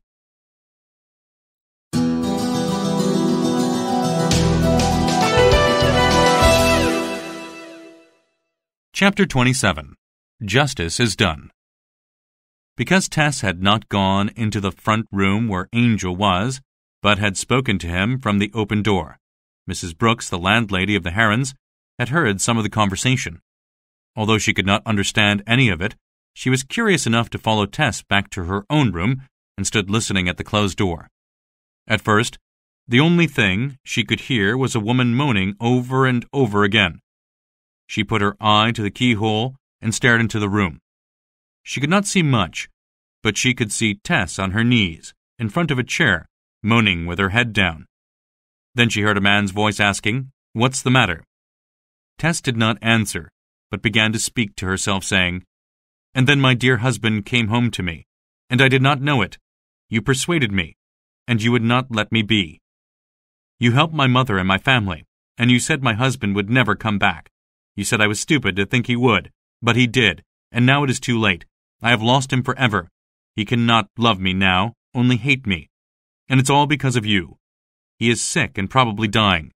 My sin will kill him without killing me, and my own true husband will never, I cannot bear it." The man said something angrily, and Tess sprang to her feet. Mrs. Brooks thought that she might open the door and come out of the room, so she hurried away downstairs. Although the door did not open, the landlady did not go back up.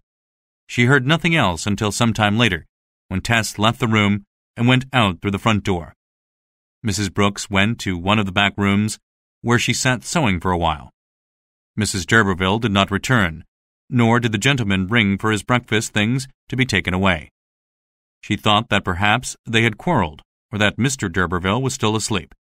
Then she noticed a small red spot in the middle of her white ceiling. The spot grew larger as she watched. She stood on the table and put her finger on the spot. It was wet, and she thought it was blood. She decided that she should look into the room above, where the young lady and gentleman were staying. However, when she approached the door, she became afraid of what she might see, so she went into the street and asked a passing tradesman to help her. She followed him up the stairs and into the couple's sitting room, which was empty. The tradesman went into the bedroom and returned with a pale face, saying that on the bed there was a dead man. He had been stabbed with a knife, and was bleeding onto the floor. The alarm was sounded.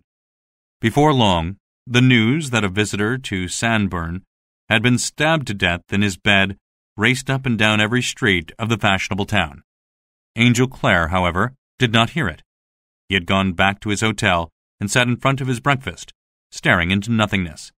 Suddenly he stood up, paid his bill, and went to the station to wait for the train. He had nothing to live for now because he had lost his wife. He did not want to stay in this town, so he left the station before the train came and began walking to the next town. At the top of a hill, he looked back and saw somebody running toward him. As he watched, he saw that it was a woman, and as she came closer, he saw that it was Tess. "I saw you leaving the station, and have followed you ever since," she said. She was so pale and so frightened and breathless that he did not ask her any questions. He just took her arm and led her along the road. He saw a path leading away from the road and under some trees, and he took her there. "Angel, I have been running after you to tell you that I have killed him," she suddenly said. He thought that the shock of seeing him again had made her mad. "I have done it because I owed it to both of us. I hated him for what he did to me, but even more for what he did to you. I never loved him at all. I have only loved you, Angel. You came back to me because you knew that I loved you. I don't know why you left me when you knew that I loved you so very much, but I do not blame you. I know you will forgive me for what I did before because now I have killed him, and I am free to be yours. Oh, Tess, I love you as I did at first, but what do you mean when you say that you have killed him? Is he really dead?" "Yes. He heard me crying about you, and then he called you a bad name. I could not bear it any longer, so I killed him and came to find you." Angel began to believe that she had actually killed him. He was amazed that her love for him was so strong and pure that it extinguished her moral sense. She did not know what was right and what was wrong, but only that she must be with the one she loved, the one who would protect her. He held her tight and kissed her. "I will not leave you, but protect you, my dearest love, no matter what you may or may not have done." She looked at him and saw that he loved her, and she felt pure. They walked farther into the forest, as if they were the only two people in the world, not once thinking about the dead body and the herons. At midday, they saw a roadside inn, and Angel bought some food there, telling Tess to stay hidden in the forest. They ate some of the food and walked on. "We should walk away from the coast and hide somewhere for a while. Then we can return to the coast and try to find a ship to take us to Europe," he said. She did not answer, but held his arm more tightly as they walked through the forest. In the evening, they saw a large empty house with a sign saying it was for rent. They found an open window and crept in. In the morning, while Tess was still asleep, he went out and bought some food at a shop about 2 miles away. They stayed in the empty house for 5 days and nights. Whenever Angel suggested that they should go and find a ship to take them to Europe, she made it clear that she did not want to move. She kept saying how lovely it was in this house, with nobody to trouble them. But he knew that it could not last, and finally he persuaded her to leave the house. He did not know it, but that very morning they had been seen by a caretaker, who had gone to tell her neighbors of her discovery. They walked on through the night and found an area of large rocks rising from the ground. The wind blew through the rocks, making a strange music. "I am so tired, Angel. Can't we stay here?" It would not be a good idea because this place is visible for miles in daylight. But Tess lay on one of the large rocks. "If anything happens to me," she said, "will you promise to look after Lisa Lou? Do you think we shall meet again after we are dead?" He kissed her, and soon she fell asleep. He watched her, and then he heard the noise of men coming quietly toward them. He knew that it was the end. "Please let her finish her sleep," he said to the first of them. They did not object, but stood and watched until she woke up. "I am ready," she said when she saw the men.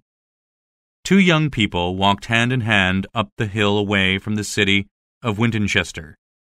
It was a sunny morning.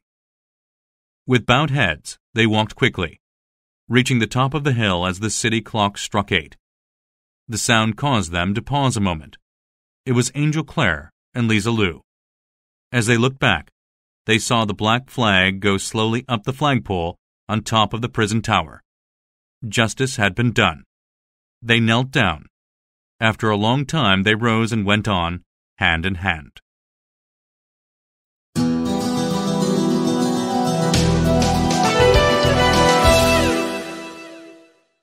Playlet. Tess of the D'Urbervilles. Mrs. Brooks is standing at a bench preparing a breakfast tray.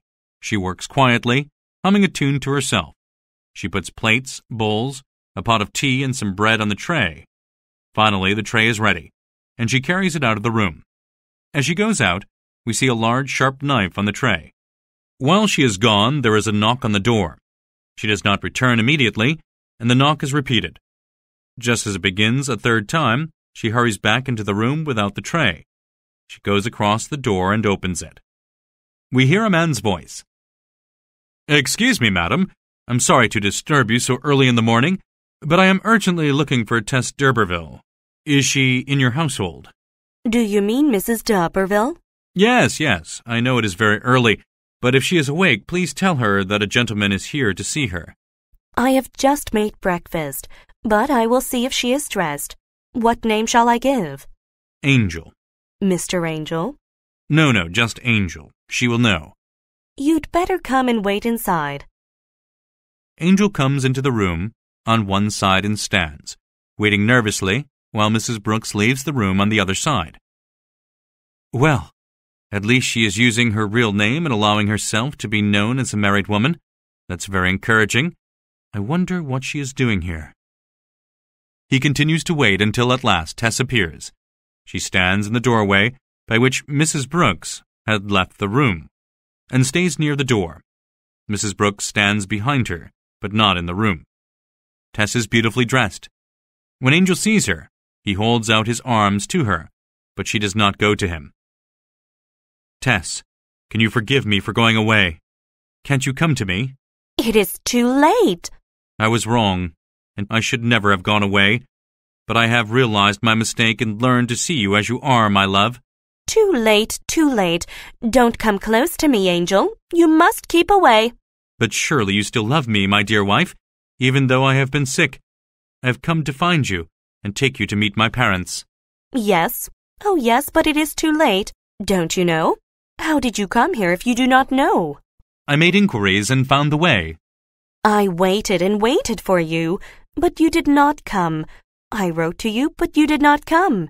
He told me you would never come, and you did not come. He has been very kind to my mother and my brothers and sisters and— "I don't understand." He has won me back to him. He is upstairs, but I hate him now because he told me a lie, and you did come back. He gave me these clothes, and he is like a husband to me, and you never were.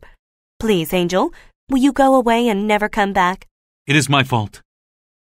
Angel notices that Tess has gone, and he too walks slowly out the door by which he came in.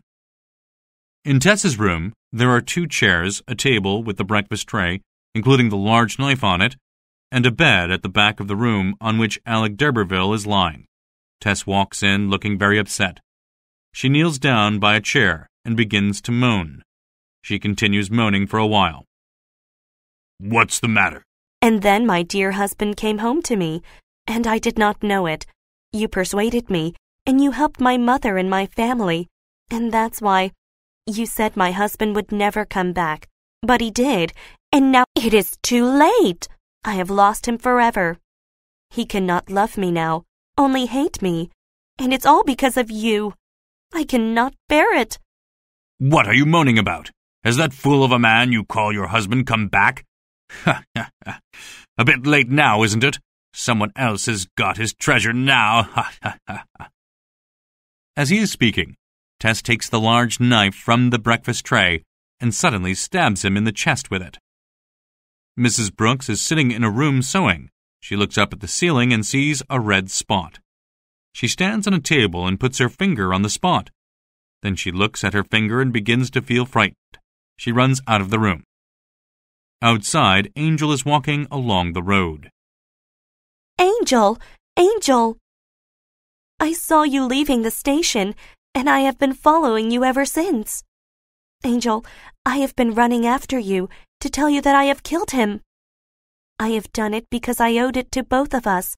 I hated him for what he did to me, but even more for what he did to you. I never loved him at all.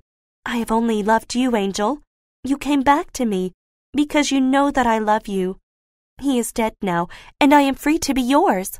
Oh, Tess, I love you as I did at first. But what do you mean when you say that you have killed him? Is he really dead? Yes, he heard me crying about you, and then he called you a bad name, and I could bear it no longer. I killed him and got dressed and came to find you. I will not leave you, but I will protect you, my dearest love, no matter what you may or may not have done.